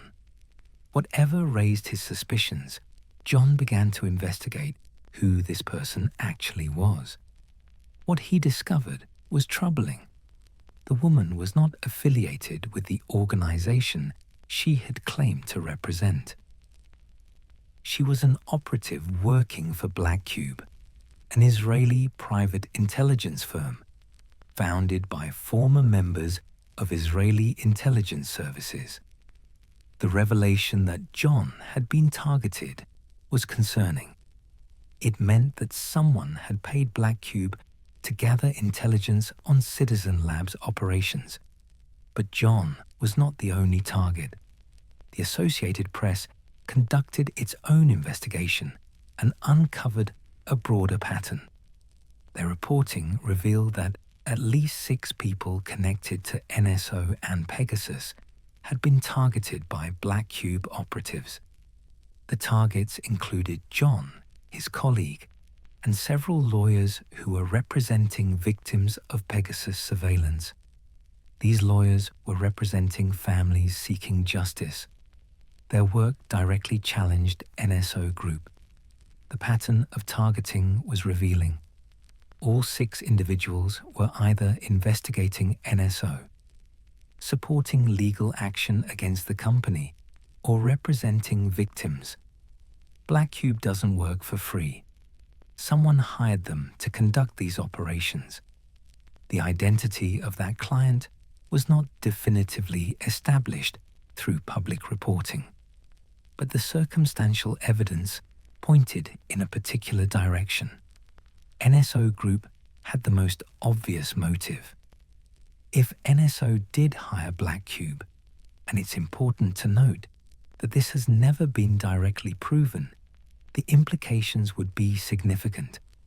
Throughout years of controversy, NSO had maintained they just sold tools to government customers.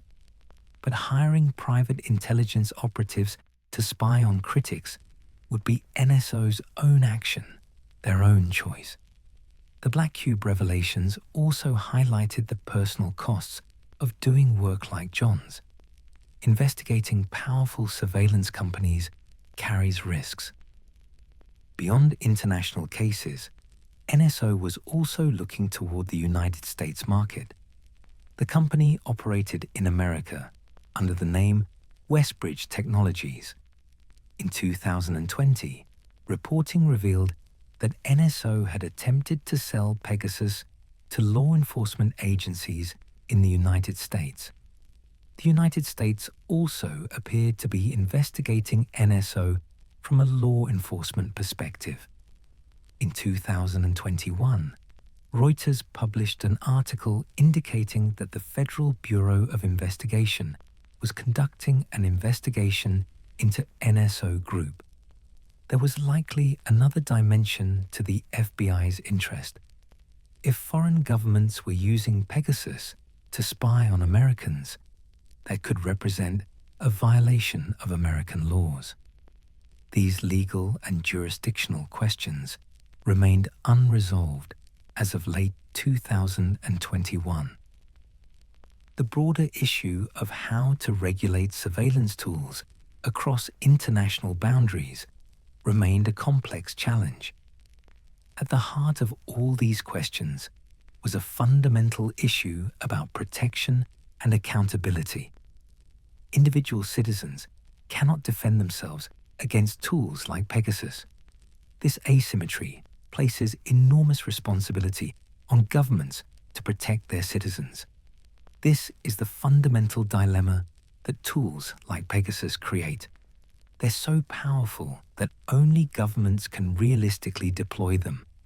But governments are also the entities most likely to misuse them. The story of Pegasus illustrates the challenges of governance and accountability in an age of sophisticated surveillance technology. Companies like NSO Group operate in a space with limited international regulation. The researchers at Citizen Lab, the journalists investigating these cases, the human rights organizations documenting abuse, they represent civil society's effort to create accountability where formal mechanisms are absent. But this work is difficult, resource-intensive, and as John's experience demonstrated, potentially dangerous. The investigators sometimes become targets themselves. As this story continues to unfold, the fundamental questions remain. How do we balance legitimate security needs with protection of civil liberties? How do we enable effective law enforcement while preventing abuse? These questions don't have easy answers. They require ongoing engagement, constant vigilance, and a willingness to prioritize human rights, even when security concerns seem pressing. The story of Pegasus is not finished. Technology continues to evolve. New exploits are developed, and around the world, activists and journalists continue their work, aware that their phones might be compromised, but unwilling to be silenced. In this ongoing contest between those who would watch and those who insist on the right to privacy, the outcome remains uncertain. The work of researchers like those at Citizen Lab continues, quietly, patiently, building understanding and pressing for accountability in a landscape where both are in short supply. The Catalonian question. In the autumn of 2017, a political crisis was unfolding in Spain that would test the limits of democratic governance within a European nation. Catalonia, a wealthy and culturally distinct region in northeastern Spain, was pushing for independence. What few people realized at the time was that beneath the public drama of votes and demonstrations, a surveillance operation was quietly gathering intelligence on those leading the independence movement. Catalonia has long maintained a distinct identity within Spain. The region has its own language, Catalan, which shares the linguistic space with Spanish. It has its own cultural traditions, its own history, and its own sense of political identity. For decades, this distinctiveness existed comfortably within the framework of Spanish democracy. But over time, particularly following Spain's economic struggles after 2008, independence sentiment grew stronger. The independence movement wasn't fringe or extremist. It was mainstream, supported by a significant portion of Catalonia's population and represented by elected officials in the regional parliament. In 2017, the Catalonian government, led by President Carles Puigdemont, announced plans for a referendum on independence. The Spanish government, led by Prime Minister Mariano Rajoy, declared the referendum illegal under Spain's constitution. What followed was a constitutional crisis. The referendum took place on October 1st, 2017, despite Spanish government efforts to prevent it. Spanish police moved to shut down polling stations. Images of police confrontations with voters circulated globally, creating international concern about Spain's handling of the situation.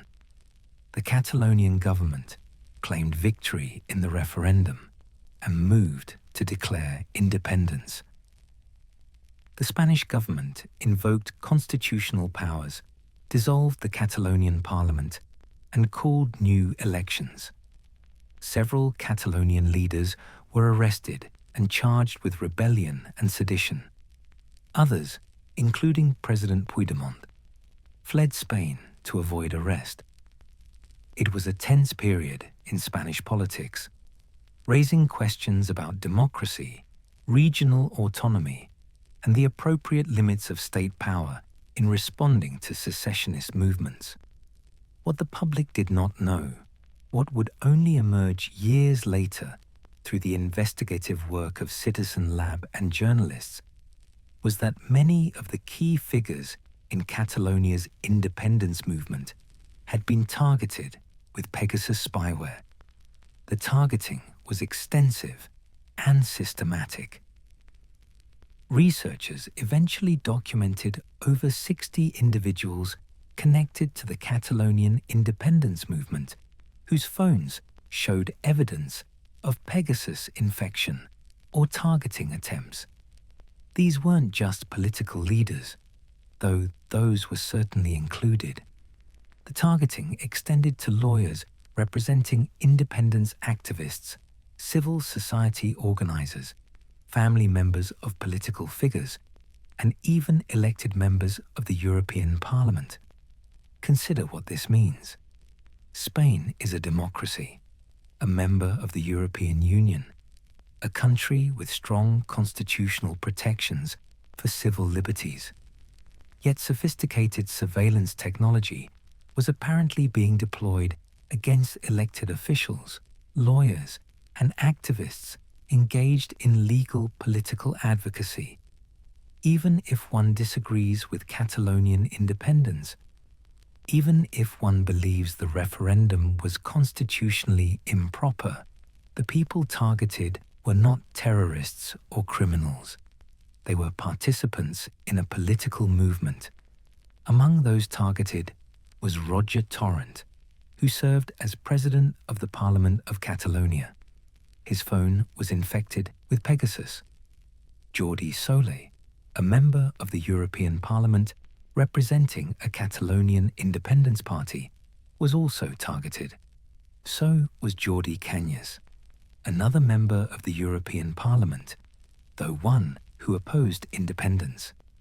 The targeting cut across the political spectrum, suggesting interest in monitoring the entire independence debate rather than just one side. The timing of the infections was particularly interesting. Many occurred around significant political moments. Infections would spike around times when key decisions were being made, when negotiations were happening, when strategy sessions would likely be taking place. This suggested that whoever was operating Pegasus was using it to gain strategic intelligence about the independence movement's plans and activities. Spanish government officials, when eventually asked about these allegations, issued denials. They stated that any surveillance conducted was done in accordance with law, with proper judicial authorization. They emphasized that Spain is a democracy with robust oversight mechanisms for intelligence activities.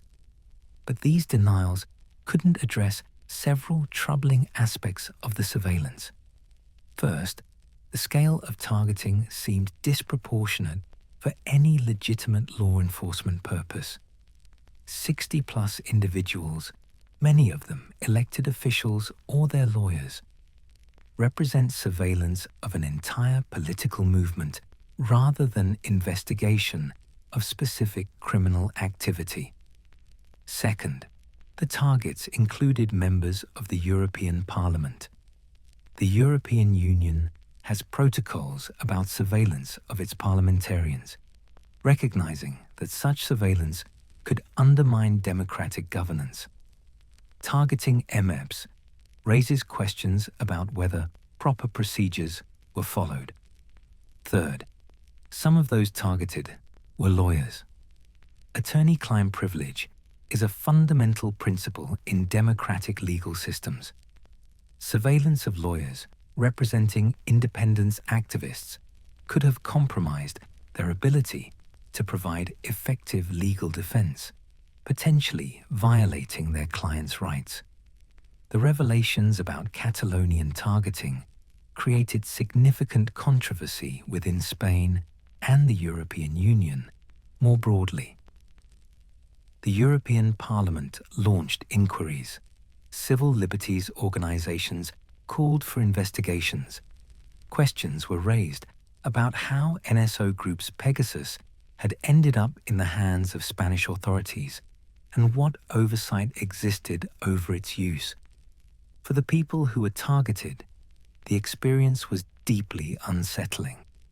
Imagine being an elected official, working within democratic institutions, advocating for positions that millions of your constituents support, and then learning that your phone had been compromised, that your private communications had been monitored, that your strategic discussions had potentially been observed by those opposing your political goals.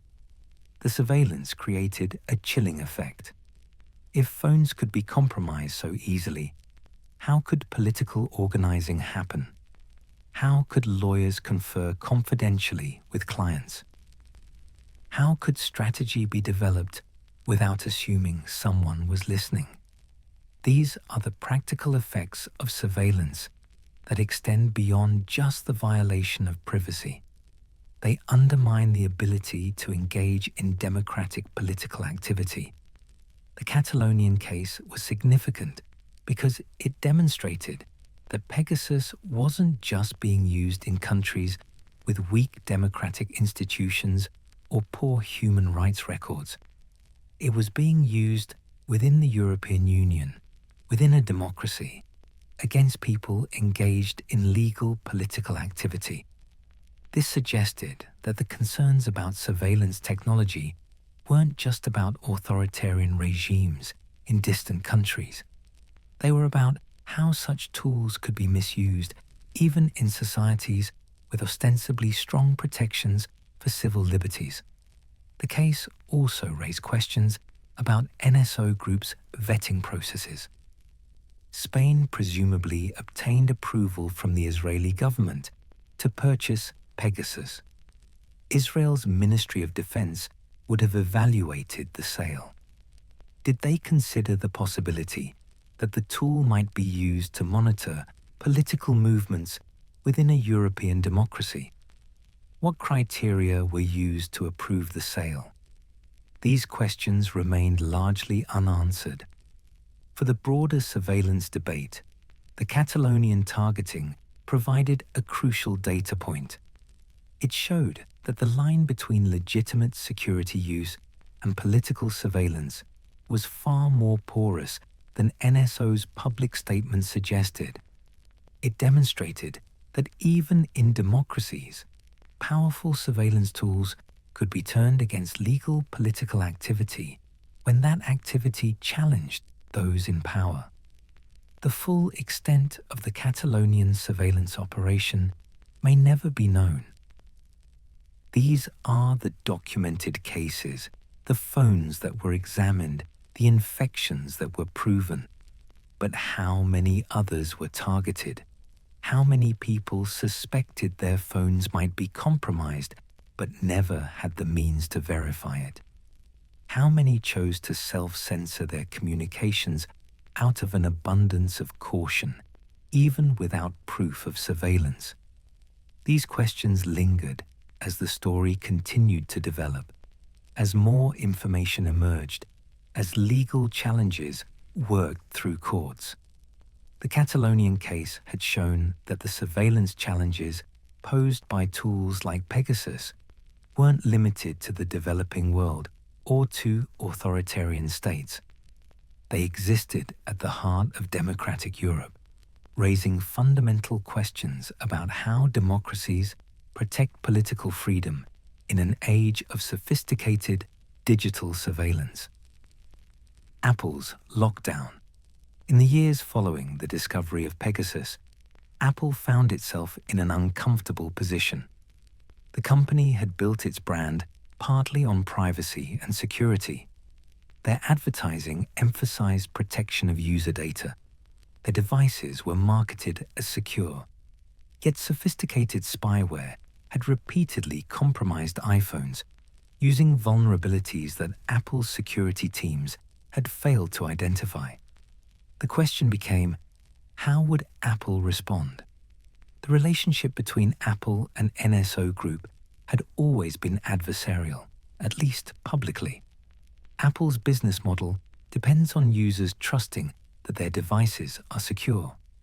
Every vulnerability exposed, every infection documented, undermined that trust. But beyond the reputational concerns, there was also a genuine commitment within Apple to security. The company employed hundreds of security engineers whose job was to identify and fix vulnerabilities before they could be exploited. The Pegasus infections presented Apple with several challenges. First was the technical challenge of finding and patching the specific vulnerabilities that Pegasus exploited. When Citizen Lab and Lookout Security published their analysis of the original Pegasus exploit chain in 2016, they provided Apple with detailed information about the 3 zero-day vulnerabilities being used. Apple moved quickly to patch these vulnerabilities, releasing updates that closed the security holes. But this was just the beginning of an ongoing battle. As Apple patched vulnerabilities, NSO Group found new ones. The zero-click WhatsApp exploit documented in 2019 showed that Pegasus was evolving, finding new attack vectors that didn't require any user interaction. Each time Apple patched one set of vulnerabilities, NSO's developers were already working on exploiting others. This dynamic illustrates a fundamental asymmetry in the security landscape.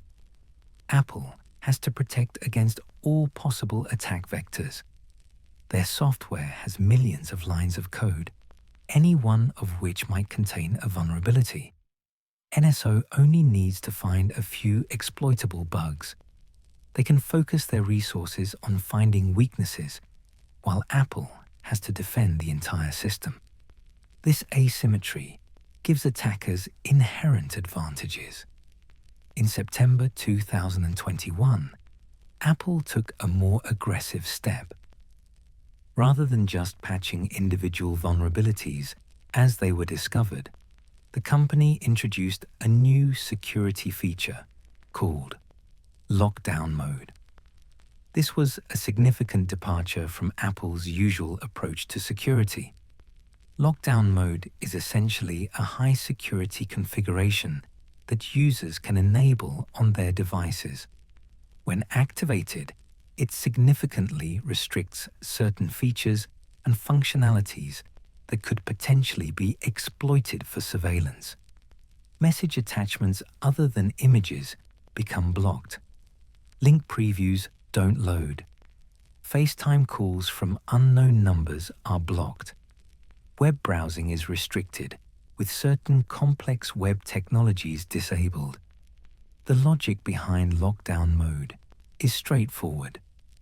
Many exploits rely on the rich, complex features of modern smartphones. They exploit the processing of attachments, the rendering of web pages, and the handling of incoming calls. By disabling or restricting these features, Apple significantly reduces the attack surface available to sophisticated spyware.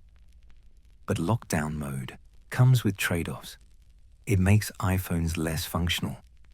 Many convenient features that users have come to expect don't work in Lockdown Mode. It's a return to a more basic, more limited version of what a smartphone can do. Apple designed it specifically for people who face serious, targeted threats.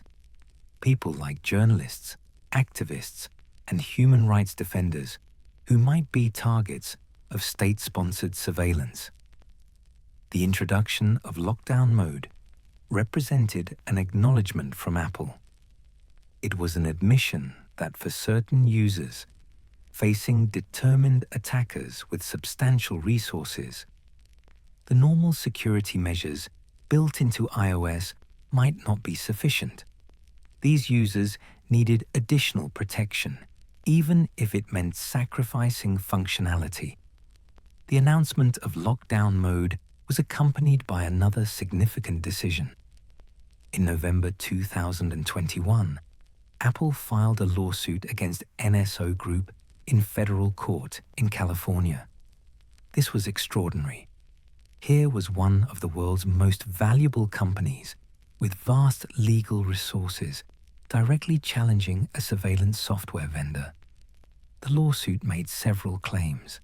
Apple alleged that NSO had violated the Computer Fraud and Abuse Act by gaining unauthorized access to Apple's servers and services. They argued that NSO's activities harmed Apple users and harmed Apple itself by undermining trust in their products. They sought both damages and an injunction preventing NSO from using any Apple software, services, or devices. But perhaps more significantly, Apple also announced it was providing technical information and support to security researchers investigating NSO and similar companies.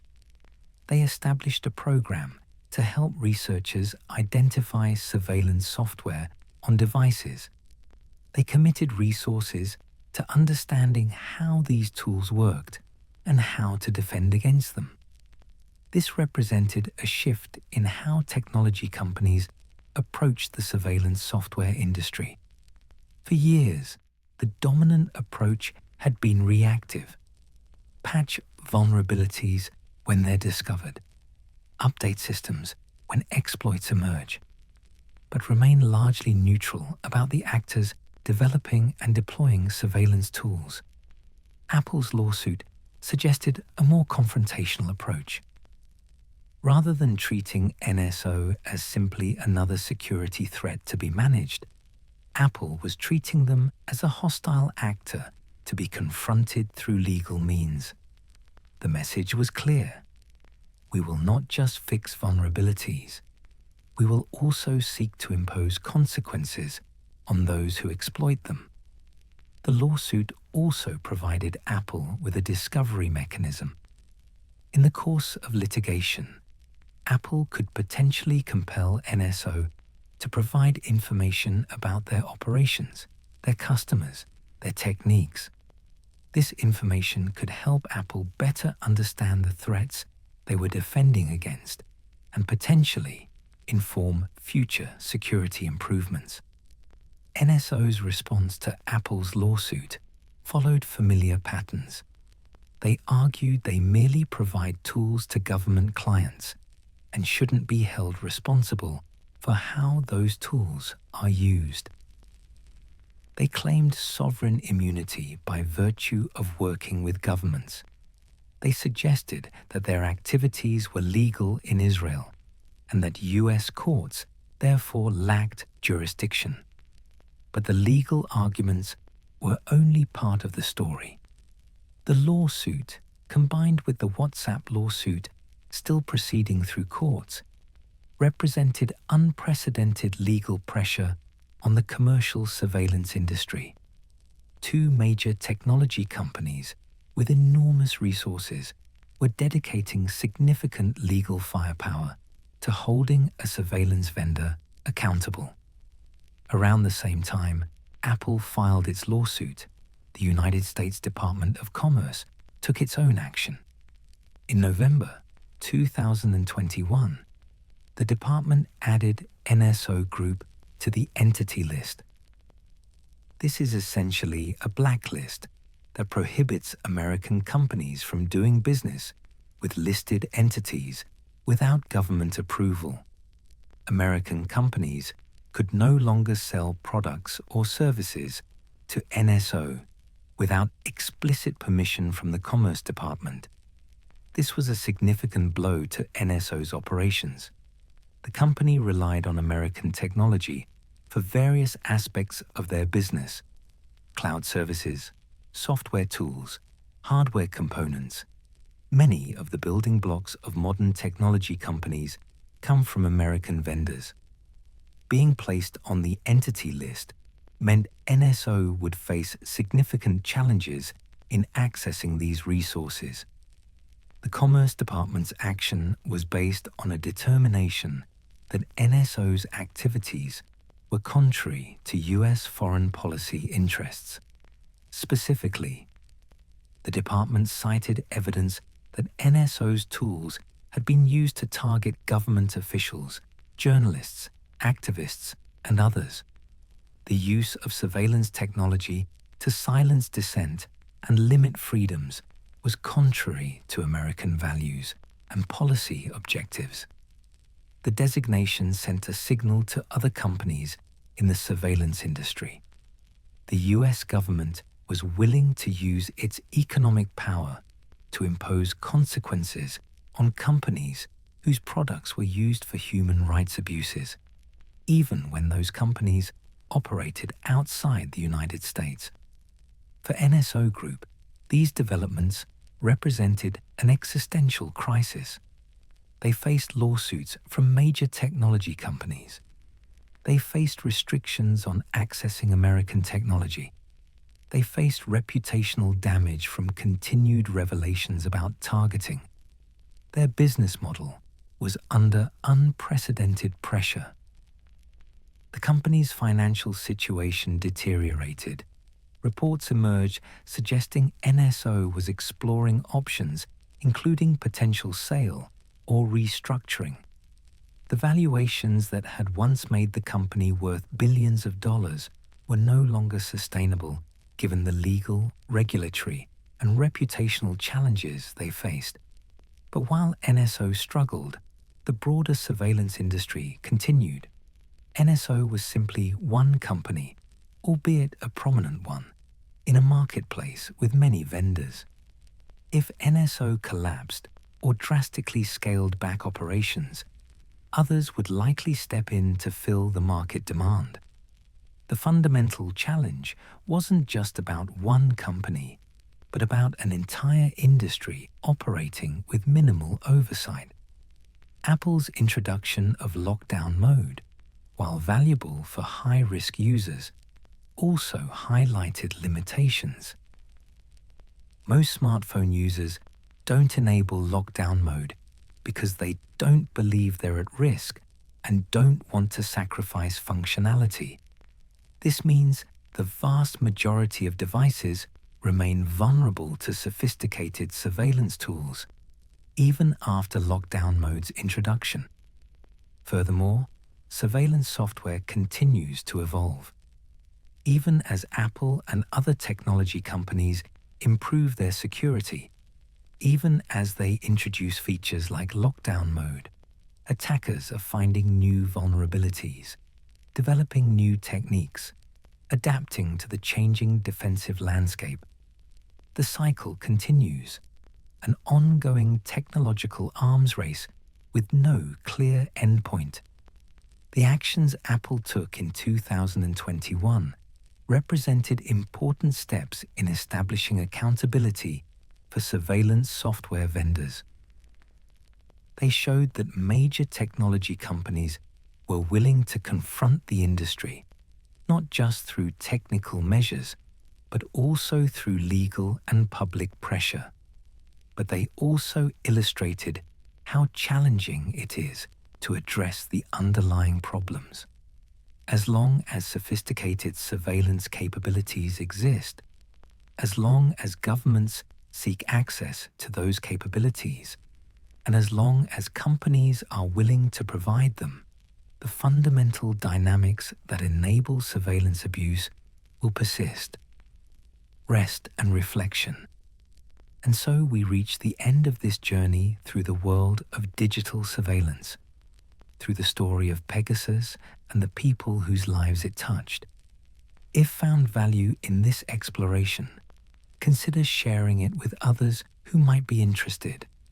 And if more stories like this appeal, subscriptions help continue this work. For now, though, let these questions settle into the background. Let the details fade gently away. The story has taken us from debates about government malware in 2001 to complex international investigations 2 decades later. Along the way, we've encountered journalists and activists, researchers, and those who would monitor them, all navigating a landscape where technology has altered the fundamental relationships between states and citizens. Think back to where this journey began. In 2001, the debate over Magic Lantern seemed almost quaint in hindsight. A keystroke logger that required someone to open an email attachment. The question of whether antivirus companies should detect government surveillance tools. These were the early tremors of a much larger shift that was coming. Signs of tensions that would only deepen as technology became more sophisticated and more central to daily life. The digital revolution removed many boundaries that once limited surveillance. In earlier eras, monitoring someone required physical resources, human agents, and infrastructure that left traces. But digital surveillance operates according to different rules. Small teams can now process vast quantities of data.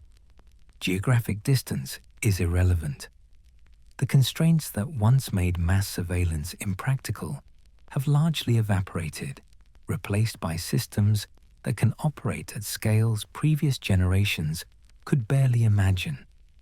This transformation arrived faster than social and legal frameworks could adapt. The laws governing surveillance in most democracies were written for an analog age, for a world of phone taps and physical searches. They struggled to address questions about digital data, about encryption, about the difference between content and metadata, about what privacy even means when so much of life occurs online.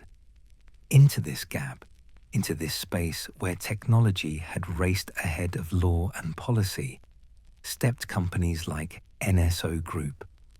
These companies built a business model on providing governments with capabilities they claimed were necessary for security, for fighting terrorism and serious crime, for maintaining order in an increasingly complex world. They marketed these tools as restoring capabilities that law enforcement had always possessed, simply adapting them to the digital age. And in some respects, this argument had merit. Encryption does create challenges for legitimate investigations. Criminals and terrorists do use technology to coordinate activities. The question was never whether governments needed investigative capabilities. The question was about limits, about oversight, about ensuring that powerful tools weren't misused. The Pegasus story reveals what happens when those safeguards are inadequate. When powerful surveillance tools are developed and sold with minimal accountability, when the oversight mechanisms are weak or captured, when there are few consequences for misuse, certain patterns inevitably emerge. The tools get used not just against genuine security threats, but against journalists investigating corruption, activists advocating for change, lawyers defending the accused, health researchers proposing public policy, the family members of those who speak out. What makes this particularly troubling is that it occurs through technology explicitly marketed as lawful intercept, as tools for legitimate law enforcement. The vocabulary of counter-terrorism, the language of fighting serious crime, gets applied to watching human rights defenders, to monitoring political opponents, to gathering intelligence in commercial disputes. The category of who deserves surveillance expands far beyond the original justification, and it expands quietly, without public debate, without democratic accountability. The researchers at Citizen Lab performed a vital service in documenting these patterns, in exposing how surveillance tools were actually being used, regardless of how they were marketed. But the very fact that so much of what is known about Pegasus comes from their work, from this small academic team working with limited resources, reflects something troubling about how weak formal accountability mechanisms are. In a properly functioning system, there would be robust government oversight, independent judicial review, mandatory transparency about surveillance practices. The fact that civil society organizations and academic researchers bear so much of the burden of creating accountability suggests that official mechanisms are inadequate to the challenge. Part of the difficulty is jurisdictional. The modern surveillance ecosystem operates across borders in ways that make traditional notions of sovereignty and jurisdiction increasingly problematic. Abuse might occur in one country, perpetrated by that government, but using software developed in another country and sold by a company there, targeting activists who sometimes live in yet other countries. Which nation's laws apply? Which courts have jurisdiction? Which government has the responsibility to investigate? These are not merely technical legal questions. They reflect deeper challenges about how to govern technology that operates globally in a world still organized primarily around national boundaries. The interconnected nature of digital technology creates both vulnerabilities and opportunities. The same infrastructure that enables surveillance also enables the kind of international collaboration that exposed Pegasus. Researchers in Canada connected with activists in the UAE, worked with security companies in the United States, collaborated with journalists across multiple countries.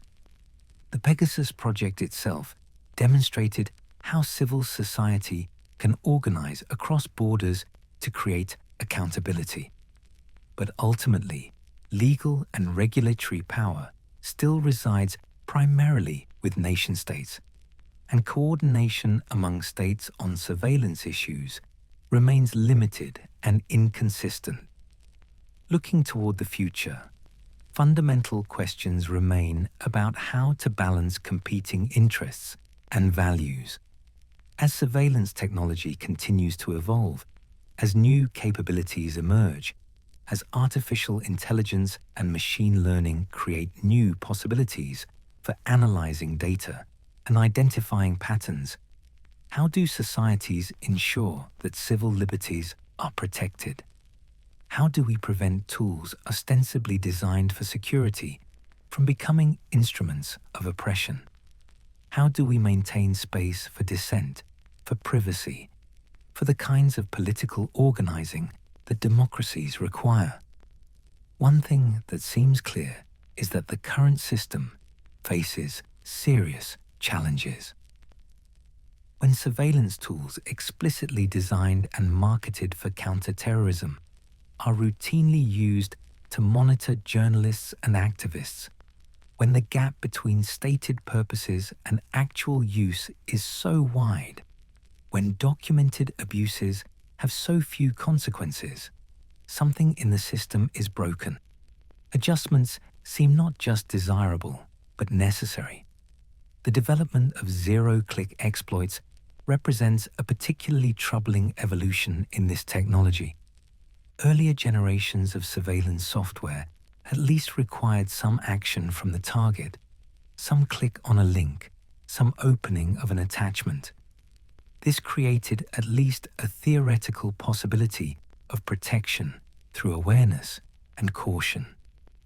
But when simply receiving a call or message can compromise a device, when there is literally nothing a user can do to prevent infection, the power imbalance becomes absolute. The notion that individuals can protect themselves through vigilance becomes obsolete. Protection becomes entirely dependent on the technology companies building secure systems and on governments restraining their use of these capabilities. This is why surveillance discussions cannot be limited to protecting activists in distant countries, as important as that is. It's about establishing principles that protect everyone, about creating systems and norms that respect privacy and civil liberties universally. The same tools used against activists in authoritarian states could be used against anyone, anywhere, if the constraints on their use erode. The challenge is not primarily technical, but political and ethical. The technology exists. The question is under what circumstances its use is legitimate and how to enforce those limits.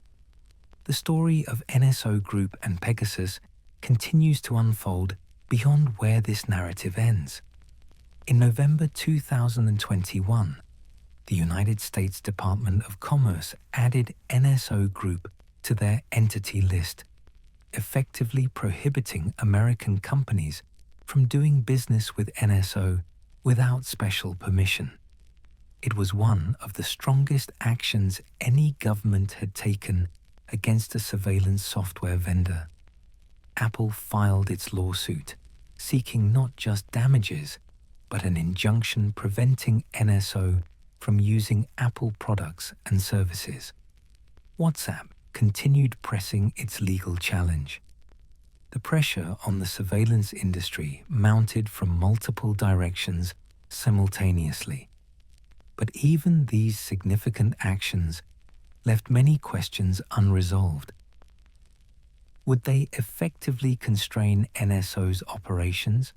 Would the company adapt, find new suppliers, continue operating under different corporate structures? Would other companies in the surveillance industry learn from NSO's example and adopt more restrictive practices? Or would they simply become more careful about avoiding public exposure? And perhaps most fundamentally, does targeting NSO specifically address the underlying challenge, or does it just push the industry to operate more carefully, more quietly, more secretively? The challenge, as has been explored throughout this story, is not ultimately about one company, however prominent. It's about the broader existence of a commercial surveillance industry, about the market dynamics that drive the development and sale of powerful surveillance capabilities, about the customers who purchase these tools and the purposes for which they deploy them. Even if NSO disappeared entirely, the demand for sophisticated surveillance technology would remain, and other companies would emerge to meet that demand. This is the nature of what technologists call dual-use technology. The same capabilities that allow legitimate law enforcement to investigate serious crimes also enable authoritarian governments to suppress dissent. The same tools that might help locate a kidnapped child can be used to track journalists and activists.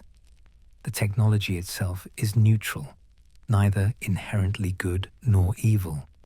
What matters is who controls it, under what circumstances they use it, what oversight exists over that use, and what consequences follow from misuse.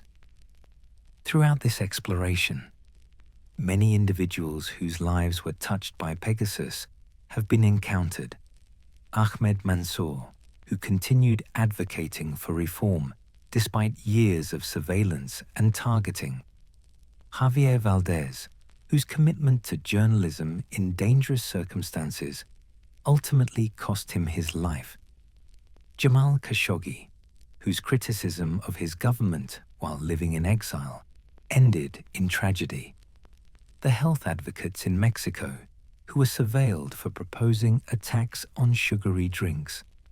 The lawyers representing victims who found themselves becoming targets. The son of a journalist, a minor targeted with surveillance technology for no reason other than his mother's work. These individuals and their stories remind us that surveillance is not an abstract policy question or a purely technical challenge. It has human costs. It affects real people living real lives. It shapes what they can say, who they can talk to, how they can organize, whether they feel safe exercising basic rights. The aggregate effect of surveillance, especially when it's pervasive and largely invisible, is to create an atmosphere of caution and self-censorship. People alter their behavior not because they've done anything wrong, but because they know or suspect they might be watched. This chilling effect on free expression and association is one of the most insidious harms of surveillance. It doesn't require that everyone be monitored. The knowledge that surveillance is possible, that powerful people have access to sophisticated tools, that there's no reliable way to know whether one is being watched. This knowledge alone changes behavior. People become more careful about what they write, about who they associate with, about what causes they support publicly. The space for dissent and political organizing contracts, and it contracts in ways that are difficult to measure, but nonetheless real. The choices made about how to govern surveillance technology will shape the future in profound ways. If surveillance capabilities continue to proliferate without meaningful oversight, if companies can sell powerful tools to any government willing to pay, if there are no consequences for misuse and no recourse for victims, then a particular kind of world is being chosen. It's a world where those in power have unprecedented ability to monitor those who challenge them, where privacy becomes an increasingly quaint notion, where the kind of political organizing that drives social change becomes ever more difficult. But if effective accountability mechanisms can be established, if international cooperation on surveillance governance improves, if technology companies continue developing better security, if legal frameworks adapt to address digital surveillance, if civil society maintains pressure for transparency and reform, then spaces might be preserved for privacy and free expression, even as technology advances. The outcome is not predetermined. These are choices, and choices can change. The story of Pegasus demonstrates both the urgency of this work and the challenges involved. The capabilities exist. They're being used. The tools are powerful, sophisticated, and becoming more so. The surveillance industry is well-funded and politically connected. The governments that purchase these tools often have strong incentives to use them broadly and little accountability when they misuse them. The obstacles to meaningful reform are substantial. Yet despite these challenges, the work of creating accountability continues.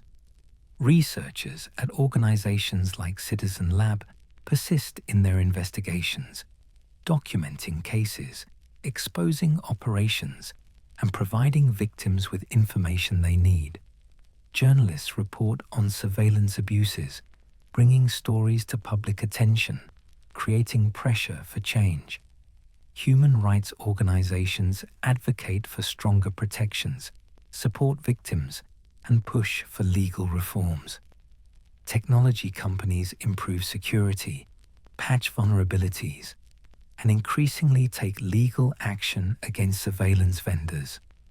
Lawyers represent victims in court, seeking remedies and establishing precedents. This work is often slow, frustrating, and incremental. The victories are usually modest. A vulnerability gets patched. A surveillance operation gets exposed. A few victims get warned. A company faces a lawsuit. A government faces criticism. These are small steps, and for every step forward, the surveillance technology itself continues advancing, creating new challenges. But these modest victories matter. Every case documented contributes to building understanding of how surveillance operates in practice. Every vulnerability patched protects some people. Every abuse exposed makes future abuses slightly more costly, slightly more risky. The story explored over these many hours is not primarily about technology, though technology is central to it. It's fundamentally about human choices and their consequences. Companies choose what products to build, what capabilities to develop, what customers to sell to, what terms of service to enforce. Governments choose what tools to acquire, what purposes to use them for, what oversight to accept, what transparency to provide. Researchers choose to investigate despite risks and limited resources. Journalists choose to report stories that powerful entities would prefer remain hidden. Activists choose to continue advocating for change even knowing they might be monitored. And societies collectively choose, through democratic processes or the lack thereof, what level of surveillance they will tolerate, what protections they will demand, what accountability they will insist upon. These choices accumulate into the world we inhabit. They shape the balance between security and liberty, between the power of states and the rights of individuals, between the ability to maintain order and the space for dissent. The Pegasus story is one chapter, one particularly well-documented chapter in a much longer narrative about technology, power, and liberty that extends back to the beginning of human societies and will continue far into the future. The patterns revealed through this investigation are not unique to surveillance technology.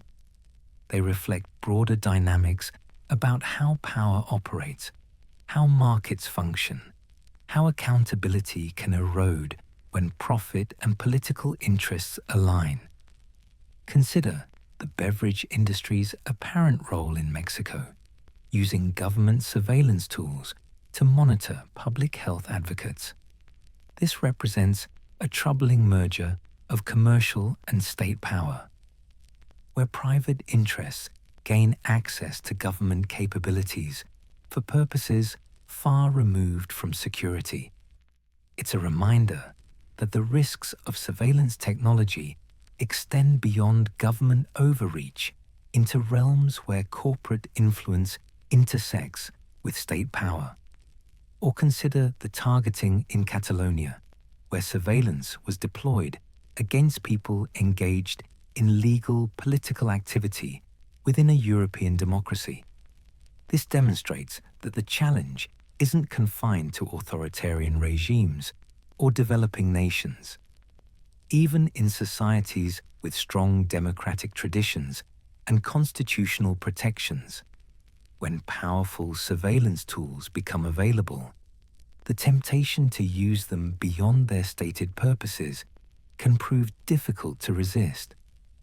The infrastructure and capabilities, once created, tend to find applications that extend far beyond original justifications. There's also the question of what happens to the data collected through surveillance. When someone's phone is infected with Pegasus, when their communications are monitored, their location tracked, their contacts identified, all of that information goes somewhere. It's stored, analyzed, potentially shared among agencies or even governments. The immediate surveillance is just one concern. The long-term retention of vast amounts of personal data creates additional vulnerabilities and risks. Information collected for one purpose can later be used for others. Data about activists today could inform persecution tomorrow. The digital trails people leave behind, especially when collected through surreptitious means, can haunt them indefinitely. The psychological dimension of living under surveillance deserves consideration as well. The people targeted with Pegasus, even when they suspected or knew they were being monitored, generally couldn't stop using their phones.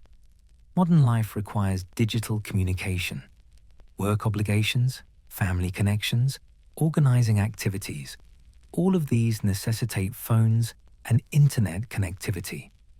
So targets faced a difficult choice: continue using technology, knowing it might be compromised, or withdraw from digital life in ways that would severely limit their effectiveness and connections. Most chose to continue, accepting the surveillance as a cost of doing their work. But that acceptance carries psychological burdens. The constant awareness or suspicion of being watched, the inability to communicate freely, the knowledge that intimate details of one's life might be observed by hostile actors, these create ongoing stress and anxiety. For family members of targets, the situation was even more difficult. They often had no involvement in the activism or journalism that made their relatives surveillance targets. They were collateral damage in operations aimed at others. Yet they faced the same invasions of privacy, the same exposure of intimate details, the same psychological burden of knowing or suspecting their communications were monitored. And unlike the primary targets, who at least understood why they might be surveilled, family members often struggled to comprehend why they deserved such treatment. The technical sophistication of tools like Pegasus also raises questions about the concentration of capability and knowledge. The number of people in the world who can develop zero-day exploits for iOS or Android and chain them into reliable, weaponized surveillance tools is small. This expertise is concentrated in particular countries, particular companies, particular communities of researchers and developers. This concentration creates its own dynamics and risks.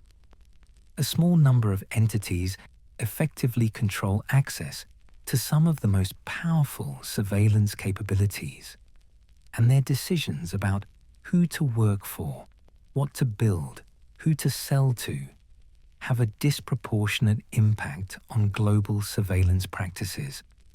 Some of these skilled individuals work for companies like NSO, applying their talents to building surveillance tools sold to governments. Others work for technology companies like Apple or Google, using similar skills to identify vulnerabilities and improve security. Still others work in academia or for security research firms, investigating threats and publishing findings. The same fundamental expertise can be applied toward very different ends.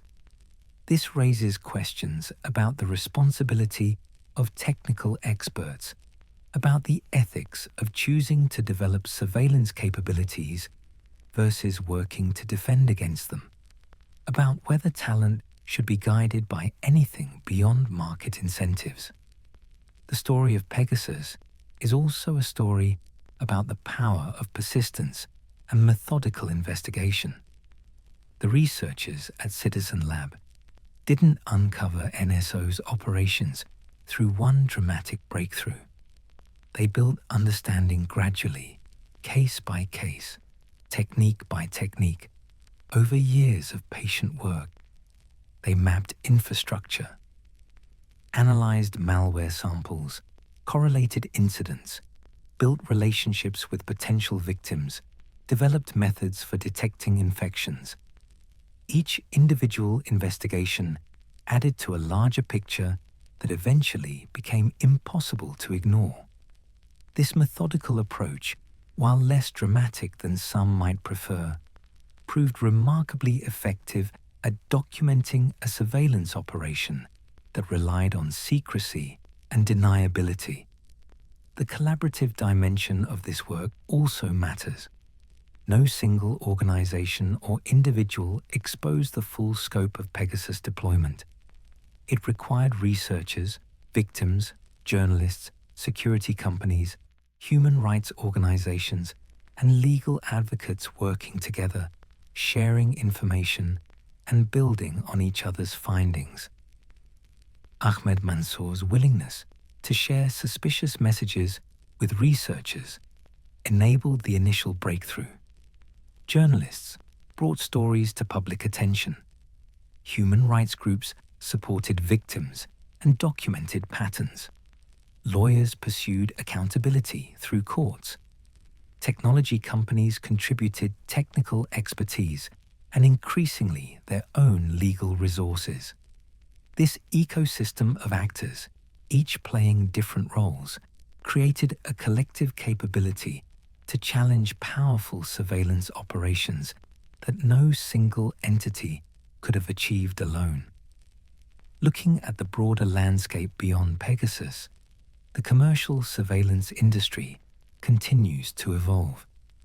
NSO Group is prominent because their operations were exposed, but many other companies operate in this space, developing and selling surveillance capabilities to governments around the world. Some focus on network monitoring equipment. Others specialize in breaking encryption or bypassing security features. Still others provide data analytics tools that help governments process and make sense of collected surveillance data. The industry is diverse, international, and growing, driven by government demand for surveillance capabilities and limited by relatively weak international regulation. The industry operates through a complex web of corporate structures, often deliberately opaque to make accountability more difficult.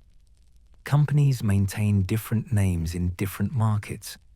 They work through subsidiaries and partners. They structure deals to minimize direct liability. When one company faces legal or reputational pressure, others emerge to fill the market gap. This structure reflects both legitimate business considerations and deliberate strategies to complicate accountability and oversight. Technology transfer is another dimension of concern. When companies develop sophisticated surveillance capabilities, that knowledge and technology can spread in unintended ways. Employees move between companies, taking expertise with them. Governments that purchase systems may share capabilities with allies. The technology itself, once demonstrated to be possible, provides a roadmap for others to follow.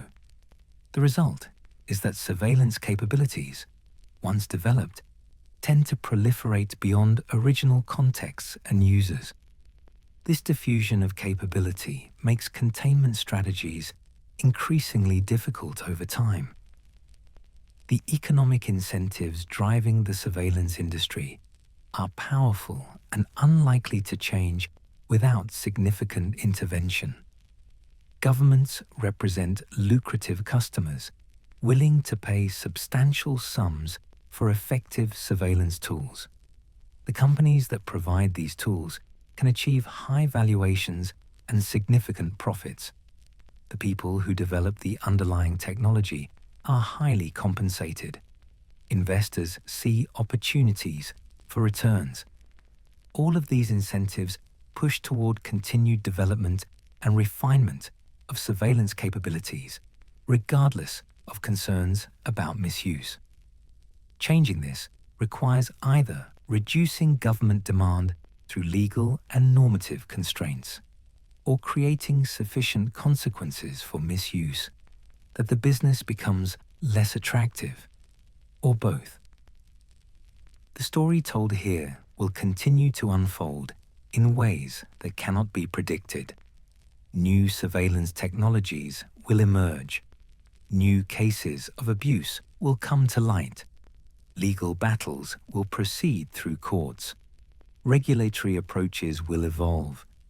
Technology companies will continue the ongoing work of improving security. Researchers will investigate new threats. Activists will continue their work despite surveillance. Governments will continue seeking surveillance capabilities. The fundamental tensions between security and liberty, between state power and individual rights, between the capabilities technology enables and the constraints society seeks to maintain, these tensions will persist. For now, though, the night has grown late, and this particular journey through the landscape of surveillance and resistance comes to its end. The stories explored have revealed uncomfortable truths about how power operates in the digital age, about the gap between how surveillance tools are marketed and how they're actually used, about the vulnerability of civil society in an era of sophisticated monitoring capabilities. But these stories have also revealed resilience, the determination of individuals and organizations to continue their work despite surveillance, to resist intimidation, to demand accountability, to protect spaces for freedom and expression. The questions explored will still be there tomorrow, still requiring attention, still seeking answers. The technology will continue evolving. New surveillance capabilities will emerge. New cases will come to light. The work of understanding and responding will continue. But for these quiet hours, Let them rest in the background. Let the specific details fade. Let the names and dates and technical specifics drift away. What remains, what's worth carrying forward, is simply this: people working to protect freedom, researchers dedicated to pursuing truth, the ongoing effort to ensure that technology serves human dignity rather than undermining it. These are stories worth knowing, challenges worth understanding, work worth supporting. In a world where so much surveillance happens in secret, where so much monitoring goes undetected, where power so often operates without accountability, the work of exposing these operations, of documenting abuses, of demanding better, matters profoundly.